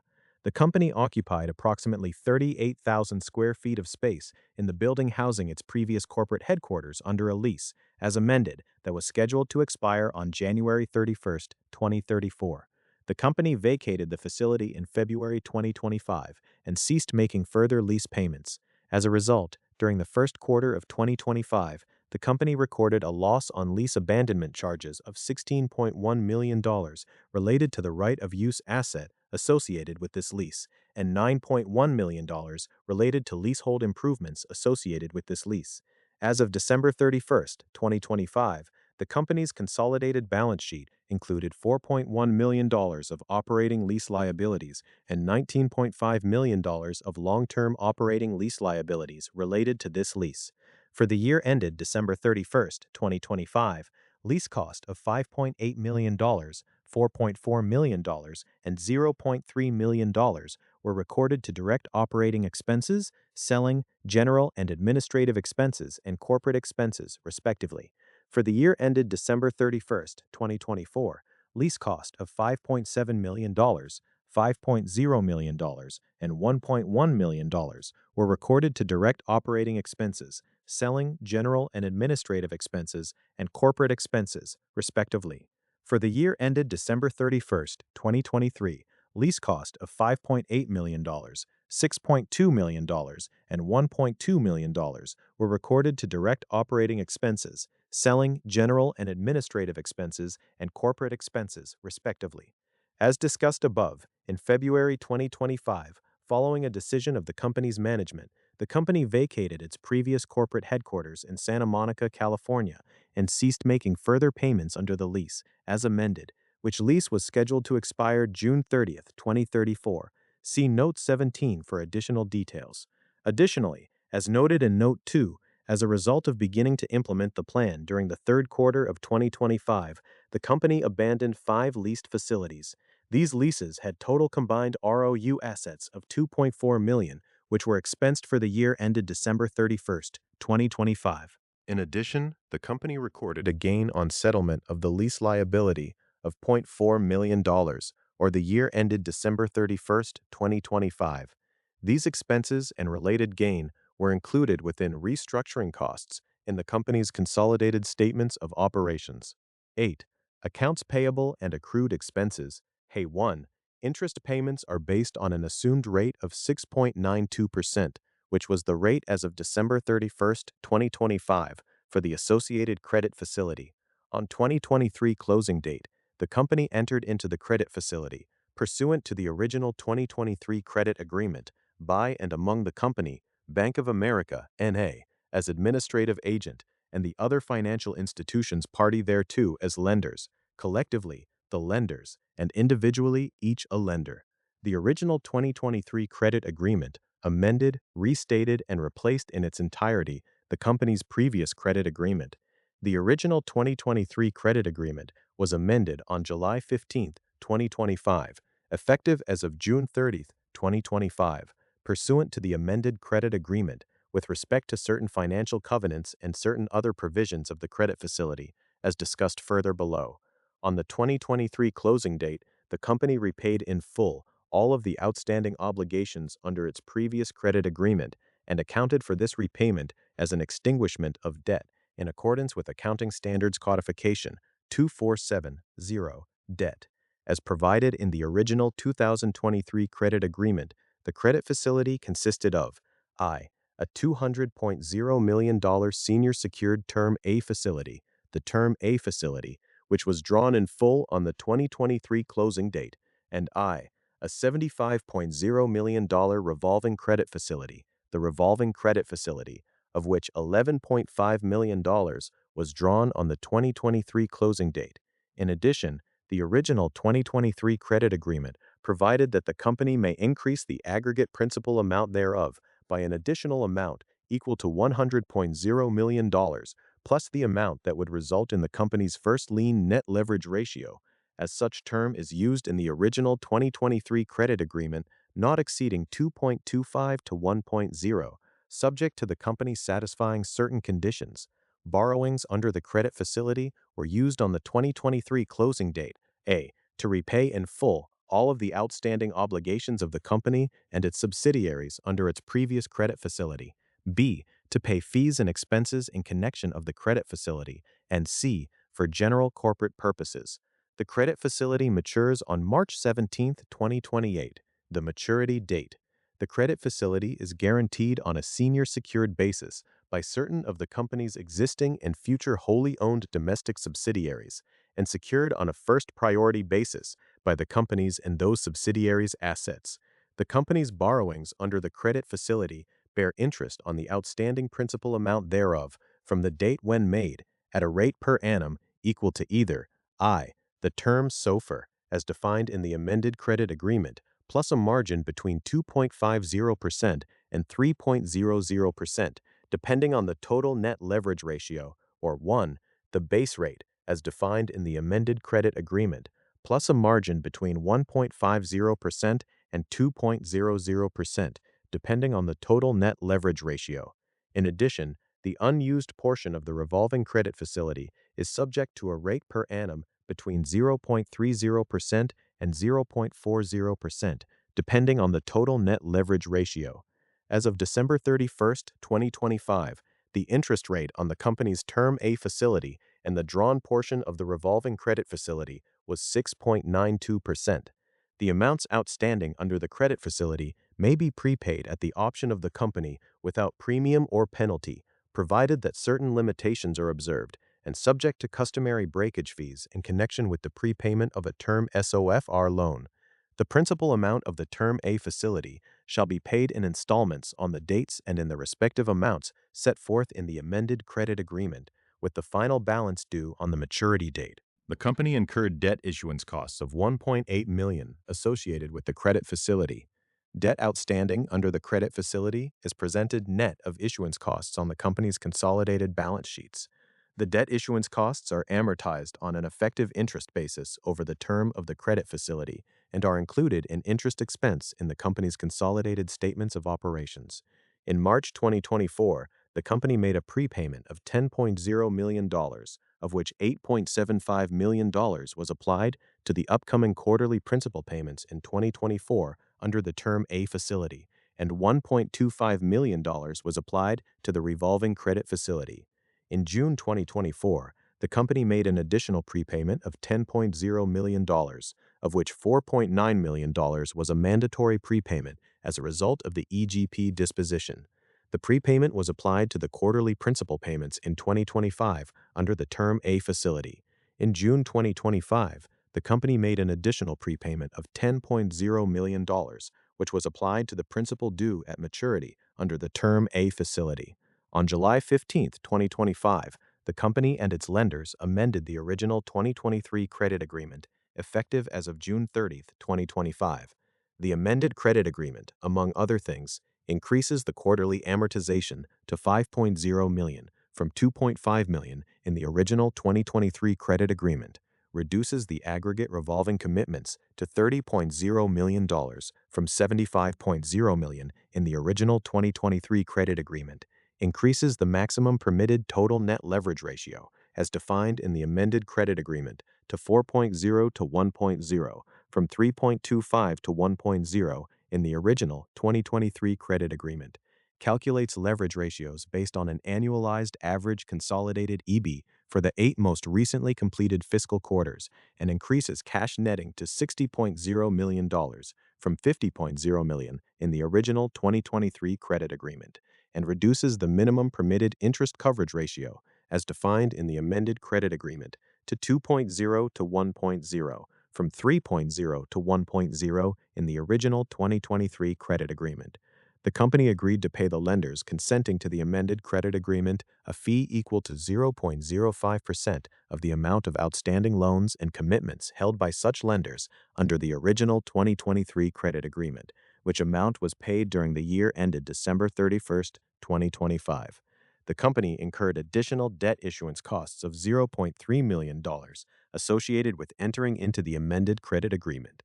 The debt issuance costs are amortized on an effective interest basis over the term of the credit facility and are included in interest expense in the company's consolidated statements of operations. The covenants of the amended credit agreement include customary negative covenants that, among other things, restrict the company's ability to incur additional indebtedness, grant liens, and make certain acquisitions, investments, asset dispositions, and restricted payments. In addition, the amended credit agreement requires compliance with financial covenants related to total net leverage ratio not to exceed 4.00 to 1.00, and interest coverage ratio with a minimum permitted ratio of 2.00 to 1.0, calculated as set forth in the amended credit agreement. As of December 31, 2025, the company believes that it is in compliance with all covenants in the amended credit agreement. The amended credit agreement also includes customary events of default, as well as the following events of default that are specific to the company: any revocation, termination, substantial and adverse modification, or refusal by final order to renew any media license, or the requirement, by final, non-appealable order, to sell a television or radio station, where any such event or failure is reasonably expected to have a material adverse effect, or the interruption of operations of any television or radio station for more than 96 consecutive hours during any period of 7 consecutive days. The amended credit agreement further includes customary rights and remedies upon the occurrence of any event of default thereunder, including rights to accelerate the loans, terminate the commitments thereunder, and realize upon the collateral securing the obligations under the amended credit agreement. There is a security agreement in effect with respect to the credit facility. The carrying amount of the Term Loan A facility as of December 31, 2025, approximated its fair value and was $156.9 million, net of $0.6 million of unamortized debt issuance costs and original issue discount.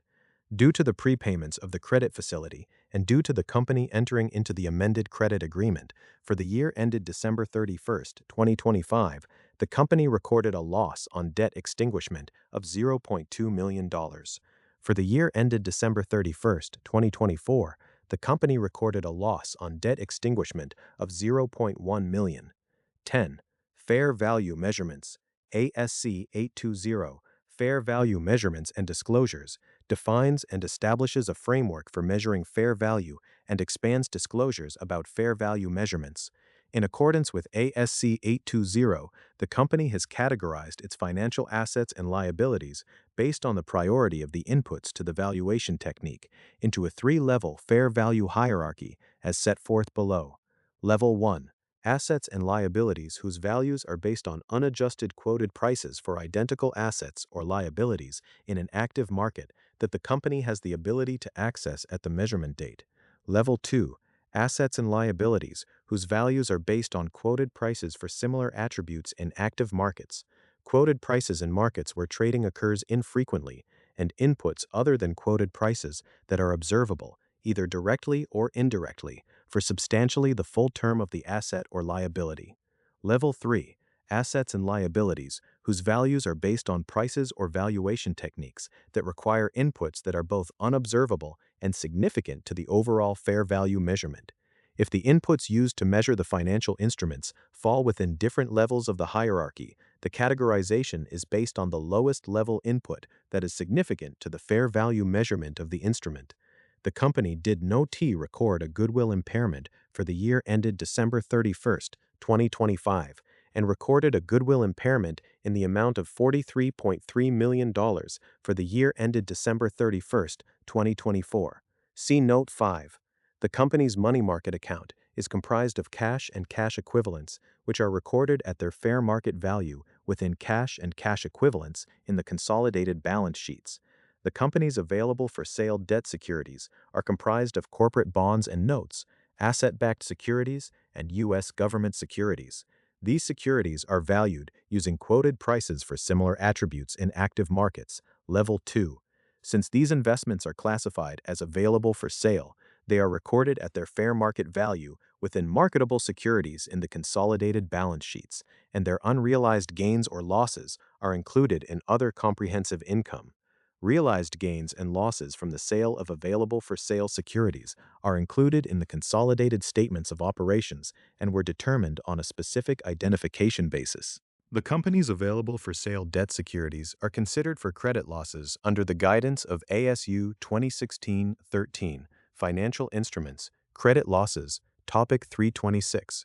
As of December 31, 2025, and December 31, 2024, the company determined that a credit loss allowance is not required. Included in interest income for the years ended December 31, 2025, 2024, and 2023 was interest income related to the company's available-for-sale securities of $0, $0.3 million, and $1.3 million, respectively. The income tax expense, benefit, differs from the amount of income tax expense, benefit, determined by applying the company's federal corporate income tax rate of 21% to pre-tax income for the year ended December 31, 2025, after the adoption of ASU 2023-09, due to the following in millions. 1. State taxes in California made up the majority, greater than 50% of the tax effect in this category.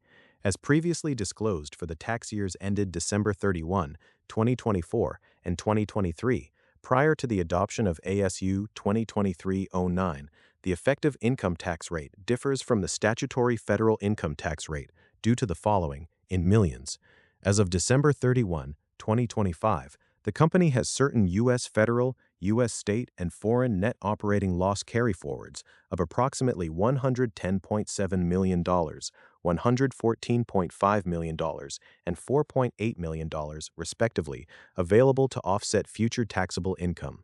The state net operating loss carryforwards will expire during the years 2030 through 2044 to the extent they are not utilized. The net operating loss carryforwards includes the U.S. and state losses on an as-filed tax return basis, which includes the impact of the worthless stock deduction. The foreign net operating loss carryforwards will expire during the years 2028 through 2039 in certain jurisdictions. In certain other jurisdictions, net operating loss carryforwards do not expire. Utilization of the company's state net operating loss may be subject to substantial annual limitation due to the ownership change limitations provided by the Internal Revenue Code, the Code, or similar state provisions. Such an annual limitation could result in the expiration of the net operating loss carryforwards before utilization. As of December 31, 2025, the company believes that utilization of its federal and state net operating losses are not limited under any ownership change limitations provided under the code or under similar state statutes. During the year ended December 31, 2025, the valuation allowance increased by $4.5 million. The increase in valuation allowance is mainly related to states with definite-lived net operating loss carryover offset, release of valuation allowance for Spain, and certain foreign deferred tax assets. The company addresses uncertainty in tax positions according to the provisions of ASC 740, Income Taxes, which clarifies the accounting for income taxes by establishing the minimum recognition threshold and a measurement attribute for tax positions taken or expected to be taken in a tax return in order to be recognized in the financial statements. As of December 31, 2025, the company had $31.7 million of gross unrecognized tax benefits for uncertain tax positions. We have estimated that $14.2 million would affect the effective tax rate if recognized, subject to the effect of changes in valuation allowance assessment. The company recognizes interest and penalties related to income tax matters as a component of income tax expense. As of December 31, 2025, the company had recorded accrued interest and penalties of $0.1 million and $0.2 million for the years 2021 and 2024, respectively. The company is subject to taxation in the United States, certain states, and certain foreign jurisdictions. The tax years 2022 to 2024 and 2021 to 2024 remain open to examination by federal and state taxing jurisdictions, respectively. For foreign jurisdictions, the tax years 2012 to 2024 may remain open to examination by certain foreign jurisdictions. During the year ended December 31, 2025, the company changed its assertion regarding the undistributed earnings of its SMADEX subsidiary. We no longer consider these earnings to be indefinitely reinvested. As a result of this change in assertion, we recorded a discrete tax expense of $0.1 million in the current year, representing the estimated foreign taxes and state taxes payable upon future repatriation. We continue to assert indefinite reinvestment for all other foreign jurisdictions. 12. Commitments and contingencies. The company has non-cancelable agreements with certain media research and ratings providers, expiring at various dates from April 2026 through June 2028, to provide television and radio audience measurement services. Pursuant to these agreements, as of December 31, 2025, the company is obligated to pay these providers a total of approximately $25 and $2 million. In addition, as of December 31, 2025, the company has commitments consisting primarily of obligations for software licenses utilized by the company's sales team of approximately $3.6 million. The 2026 and 2027 annual commitments total approximately $14.6 million and $9.7 million, respectively. The annual commitments beyond 2027 total approximately $4.5 million. 13. Stockholders' equity. The company's fourth amended and restated Certificate of Incorporation, the Certificate of Incorporation, authorizes both common and preferred stock. The company's common stock has two classes, identified as Class A common stock and Class U common stock. The holders of the company's Class A common stock and Class U common stock have the same rights, except with respect to voting, convertibility, and transfer. The Class U common stock, all of which is held by Televisa Univision, has limited voting rights and does not include the right to elect directors.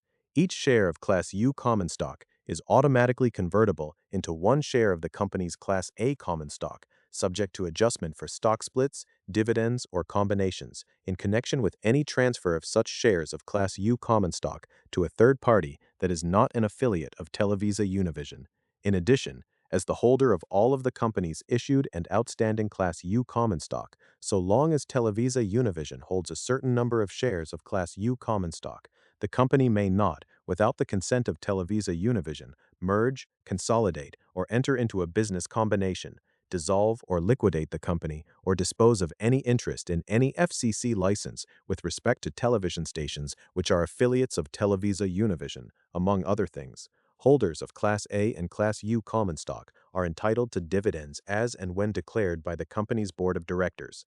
During the year ended December 31st, 2025, the company paid cash dividends totaling $0.20 per share, or $18 in the aggregate, on all shares of Class A and Class U common stock. During the year ended December 31st, 2024, the company paid cash dividends totaling $0.20 in the aggregate on $18 in the aggregate on all shares of Class A and Class U common stock. During the year ended December 31st, 2023, the company paid cash dividends totaling $0.20 per share, or $17.6 million in the aggregate, on all shares of Class A and Class U common stock. On March 1st, 2022, the company's board of directors approved a share repurchase program of up to $20 million of the company's Class A common stock. Under this share repurchase program, the company is authorized to purchase shares of its Class A common stock from time to time through open market purchases or negotiated purchases, subject to market conditions and other factors. During the years ended December 31st, 2025, 2024, and 2023, the company did not repurchase any shares of its Class A common stock.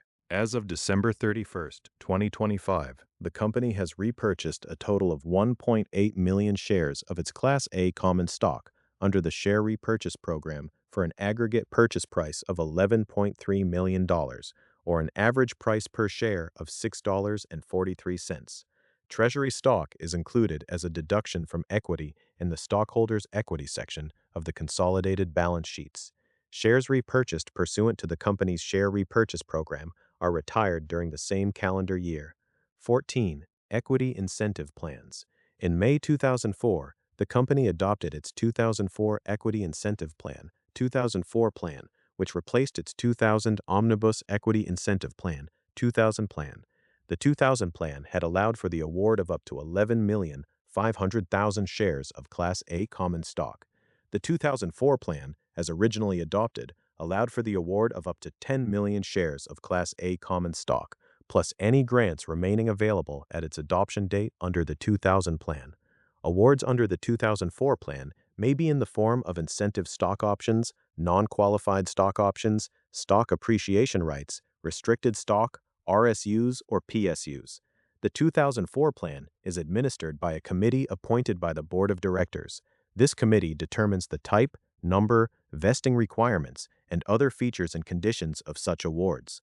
The 2004 Plan was amended by the Compensation Committee effective July 13, 2006, to eliminate automatic option grants for non-employee directors, making any grants to such directors discretionary by the Compensation Committee, and eliminate the 3-year minimum vesting period for performance-based restricted stock and restricted stock units, making the vesting period for such grants discretionary by the Compensation Committee.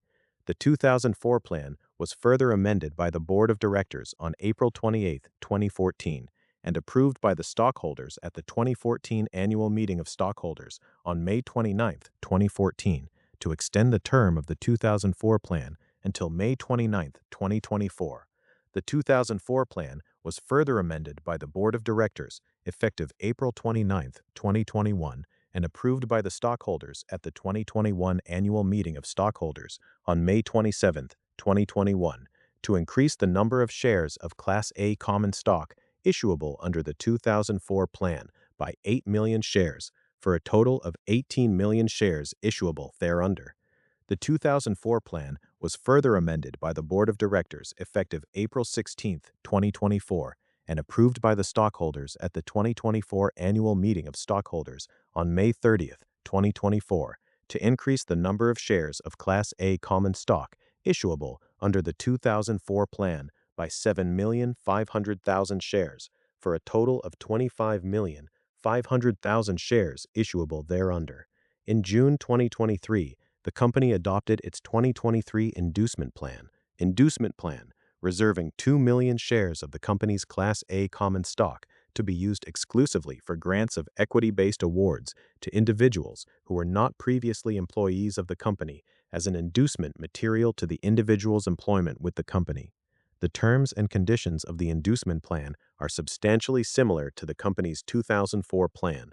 The company granted the following awards to Michael Christensen in July 2023 upon his being hired as CEO, I, an initial one-time award of 1 million RSUs, and U, an initial one-time award of 1 million PSUs.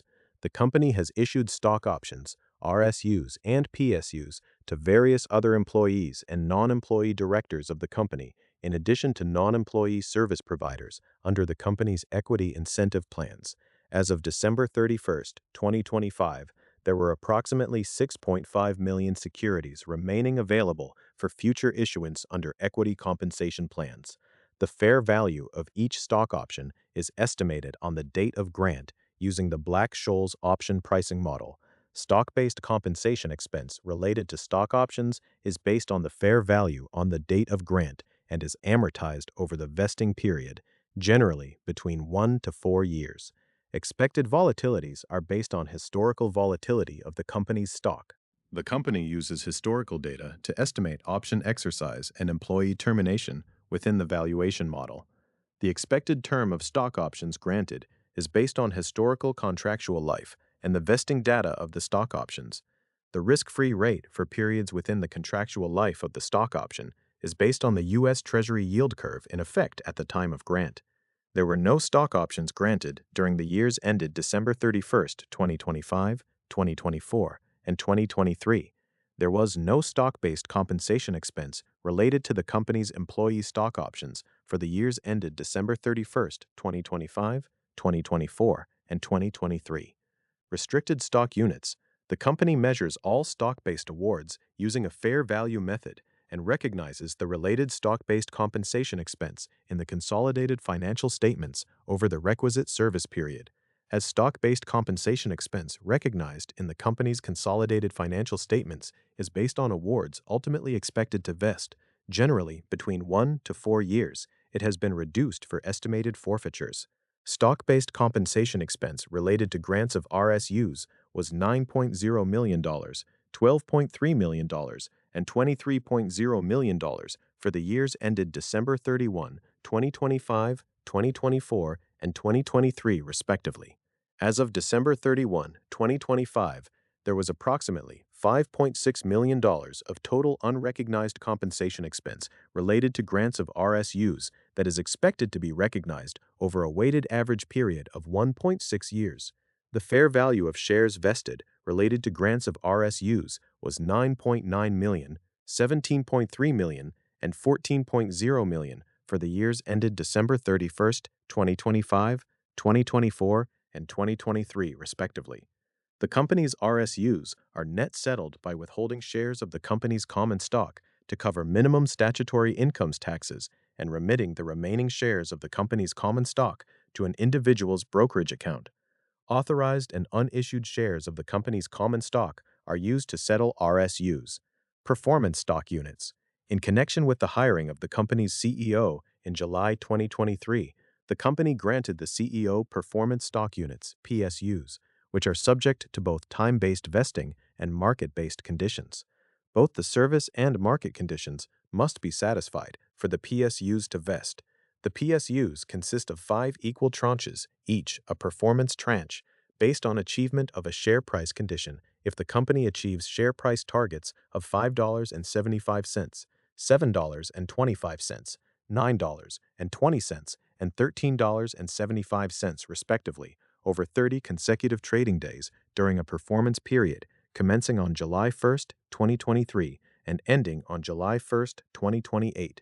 The fair value of each of the performance tranches was $0.8 million, $0.7 million, $0.6 million, and $0.5 million, respectively, and have a grant date fair value per share of restricted stock of $3.98, $3.64, $3.31, $2.93, and $2.58, respectively.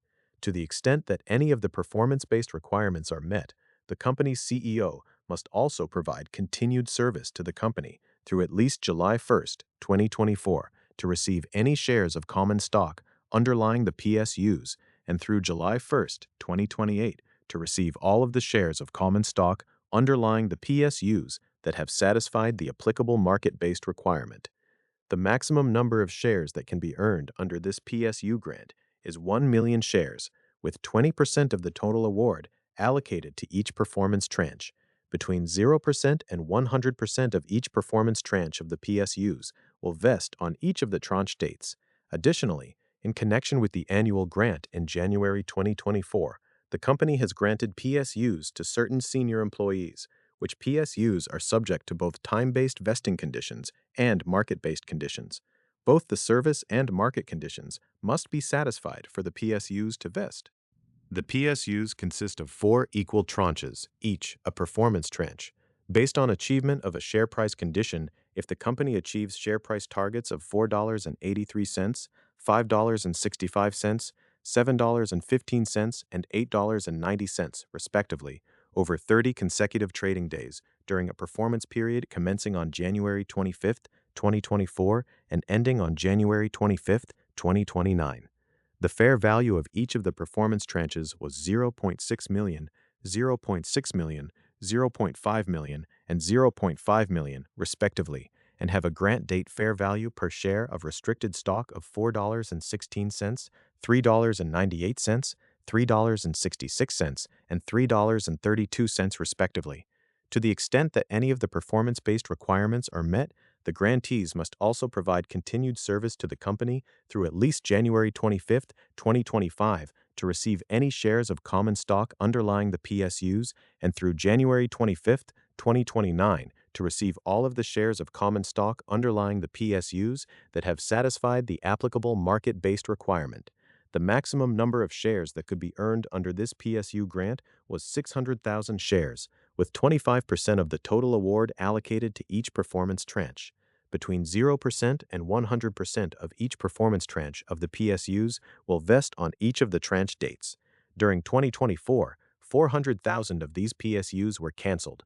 Additionally, in connection with the annual grant of PSUs in January 2025, the company has granted PSUs to certain senior employees, which PSUs are subject to both time-based vesting conditions and market-based conditions. Both the service and market conditions must be satisfied for the PSUs to vest. The PSUs consist of 4 equal tranches, based on achievement of a share price condition if the company achieves share price targets of $3, $4, $5, and $6, respectively, over 30 consecutive trading days during a performance period commencing on January 21, 2025, and ending on January 21, 2030.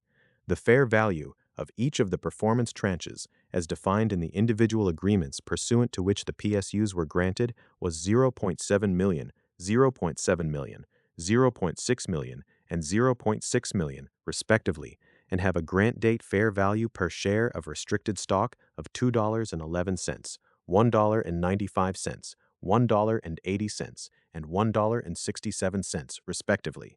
To the extent that any of the performance-based requirements are met, the grantees must also provide continued service to the company through at least January 21, 2026, to receive any shares of common stock underlying the PSUs, and through January 21, 2030, to receive all of the shares of common stock underlying the PSUs that have satisfied the applicable market-based requirement.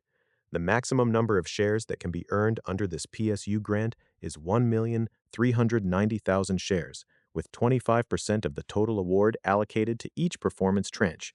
Between 0% and 100% of each performance tranche of the PSUs will vest on each of the tranche dates. The company recognizes compensation expense related to the PSUs using the accelerated attribution method over the requisite service period. Stock-based compensation expense for PSUs is based on a performance measurement of 100%. The compensation expense will not be reversed even if the performance metrics are not met. Stock-based compensation expense related to PSUs was 1.9 million, 1.5 million, and 0.7 million for the years ended December 31, 2025, 2024, and 2023, respectively.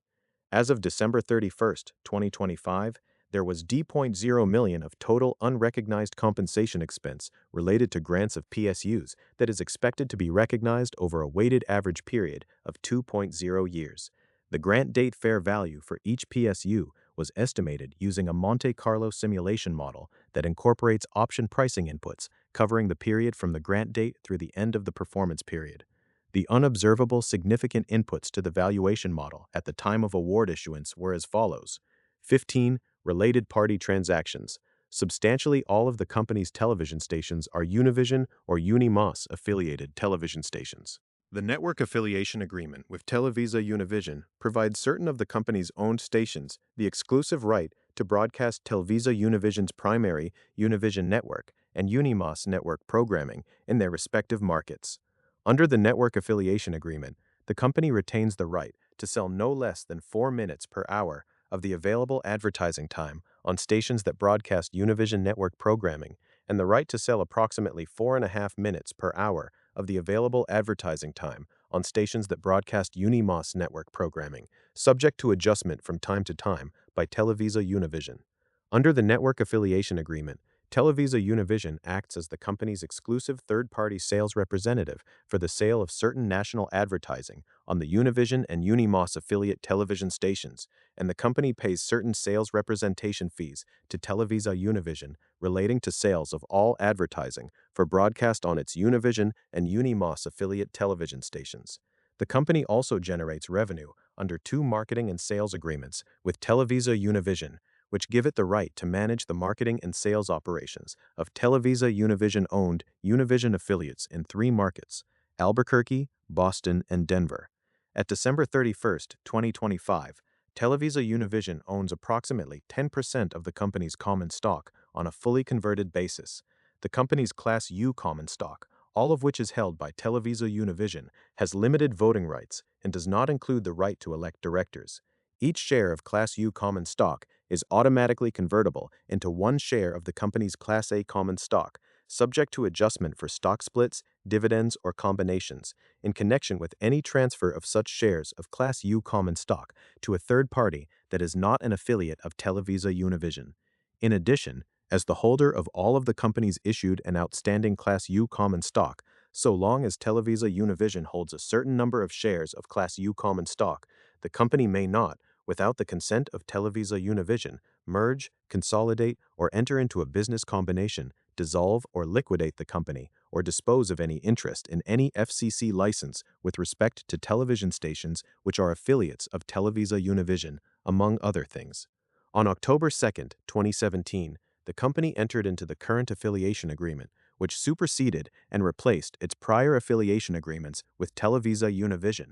Additionally, on the same date, the company entered into a proxy agreement and marketing and sales agreement with Televisa Univision, each of which superseded and replaced the prior comparable agreements with Televisa Univision. The term of each of these current agreements expires on December 31, 2026 for all of the company's Univision and Unimos network affiliate stations. Among other things, the proxy agreement provides terms relating to compensation to be paid to the company by Televisa Univision with respect to retransmission consent agreements entered into with MVPDs. During the years ended December 31, 2025, 2024, and 2023, retransmission consent revenue accounted for approximately $29.5 million, $33.9 million, and $36.6 million, respectively, of which $20.2 million, $23.8 million, and $25.5 million, respectively, relate to the Televisa Univision proxy agreement. The term of the proxy agreement extends with respect to any MVPD for the length of the term of any retransmission consent agreement in effect before the expiration of the proxy agreement. Consists of national representation fees paid to Televisa Univision. Consists of intangible rights originally acquired from Televisa Univision. In addition, the company also had accounts receivable from third parties in connection with a joint sales agreement between the company and Televisa Univision. As of December 31, 2025 and 2024, these balances totaled $0.3 million and $0.2 million, respectively. In May 2007, the company entered into an affiliation agreement with LATV Networks, LLC, NLATV. Pursuant to the affiliation agreement, the company will broadcast programming provided to the company by LATV on one of the digital multicast channels of certain of the company's television stations. Under the affiliation agreement, there are no fees paid for the carriage of programming, and the company generally retains the right to sell approximately 5 minutes per hour of available advertising time. Since July 2022, the company owns 15% of the stock of LATV. The company believes that LATV is majority owned and controlled by the family of Walter F. Ulloa, the company's former chief executive officer, who died on December 31, 2022. In May 2023, the company entered into a cooperation agreement, with Mr. Ulloa's estate, Alexandra Siros, who is Mr. Ulloa's widow, and two affiliated trusts, collectively the Ulloa stockholders. Pursuant to the cooperation agreement, the company agreed to nominate the Ulloa stockholders candidate to the company's board of directors, and the Ulloa stockholders agreed to certain commitments and restrictions related to their ownership of the company's stock. Accumulated other comprehensive income, loss, includes foreign currency translation adjustments from those subsidiaries not using the US dollar as their functional currency, and the cumulative unrealized gains and losses of marketable securities. The company is subject to various outstanding claims and other legal proceedings that may arise in the ordinary course of business.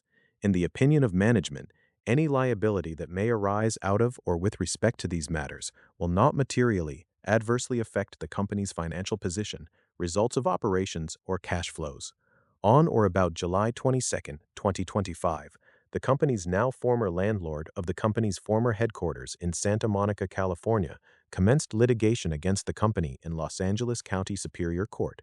The plaintiff alleges that the company breached its lease, and the plaintiff seeks at least $31,450,000 in damages. The plaintiff filed an amended complaint on or about August 26, 2025, and the company filed an answer on or about September 25, 2025, denying the plaintiff's allegations. Discovery has commenced, and the court has tentatively set a trial date in June 2027. The company is continuing to evaluate the plaintiff's allegations and determine how it will proceed. The company is currently unable to estimate the actual costs and other expenses or charges that may be incurred by the company as a result of the lease termination. In the company's former EGP business, it acted as an intermediary between primarily global media companies and advertisers, which consisted of either the enterprise or its ad agency running the advertisement. The company's customers were both these primarily global media companies and advertisers. On March 4, 2024, the company received a communication from Meta that it intended to wind down its ASP program globally and end its relationship with all of its ASPs, including the company, by July 1, 2024. As a result of this communication from Meta, the company's CEO, who is also the chief operating decision maker, the CODM, led a thorough review of the company's operations, cost structure, digital strategy, and organization of its business. This review led to the decision to sell the enterprises comprising the company's EGP business, the largest business unit of what was then the company's digital segment. Following this decision, during the second quarter of 2024, the company entered into a definitive agreement to sell substantially all of its EGP business to IMS. The transaction was completed on June 28, 2024. The remaining parts of the company's EGP business, Jack of Digital and Adsmarai, were each sold back to their respective founders in separate transactions during the second quarter of 2024. Prior to the sale of the EGP business, for financial reporting purposes, the company reported in three segments: digital, television, and audio, based on the type of medium in which it sold advertising. The sale of the EGP business has allowed the company to focus its operations on the products and services it sells, instead of the type of advertising medium in which it sells them, which had been the company's historic operational approach. As a result of the sale of the company's EGP business, effective July 1, 2024, the company realigned its operating segments into two segments: media and advertising technology and services, consistent with the company's current operational and management structure, as well as the basis that is now used for internal management reporting and how the company's CEO evaluates the business. The company's reportable segments are the same as its operating segments. The company owns and/or operates one of the largest groups of Spanish-language television and radio stations in the United States. The company is the largest affiliate group of the Spanish-language Univision and Unimás networks, which are owned by Televisa Univision. The company also provides digital marketing services for businesses targeting Latino consumers. The company provides global performance marketing solutions primarily to mobile app developers through two distinct business units: SMADEX, the company's programmatic advertising platform, and AdWake, its performance-based marketing agency. Segment operating profit loss is defined as operating profit loss before corporate expenses, change in fair value of contingent consideration, impairment charge, other operating gain loss, and foreign currency gain loss. The company generated 42%, 25%, and 27% and of its revenue from continuing operations outside the United States during the years ended December 31, 2025, 2024, and 2023, respectively. See Note 4. Asset information by segment is not reported because we do not use this measure to assess performance or make decisions to allocate resources. Other adjustments represent recoveries and increases in the allowance for doubtful accounts.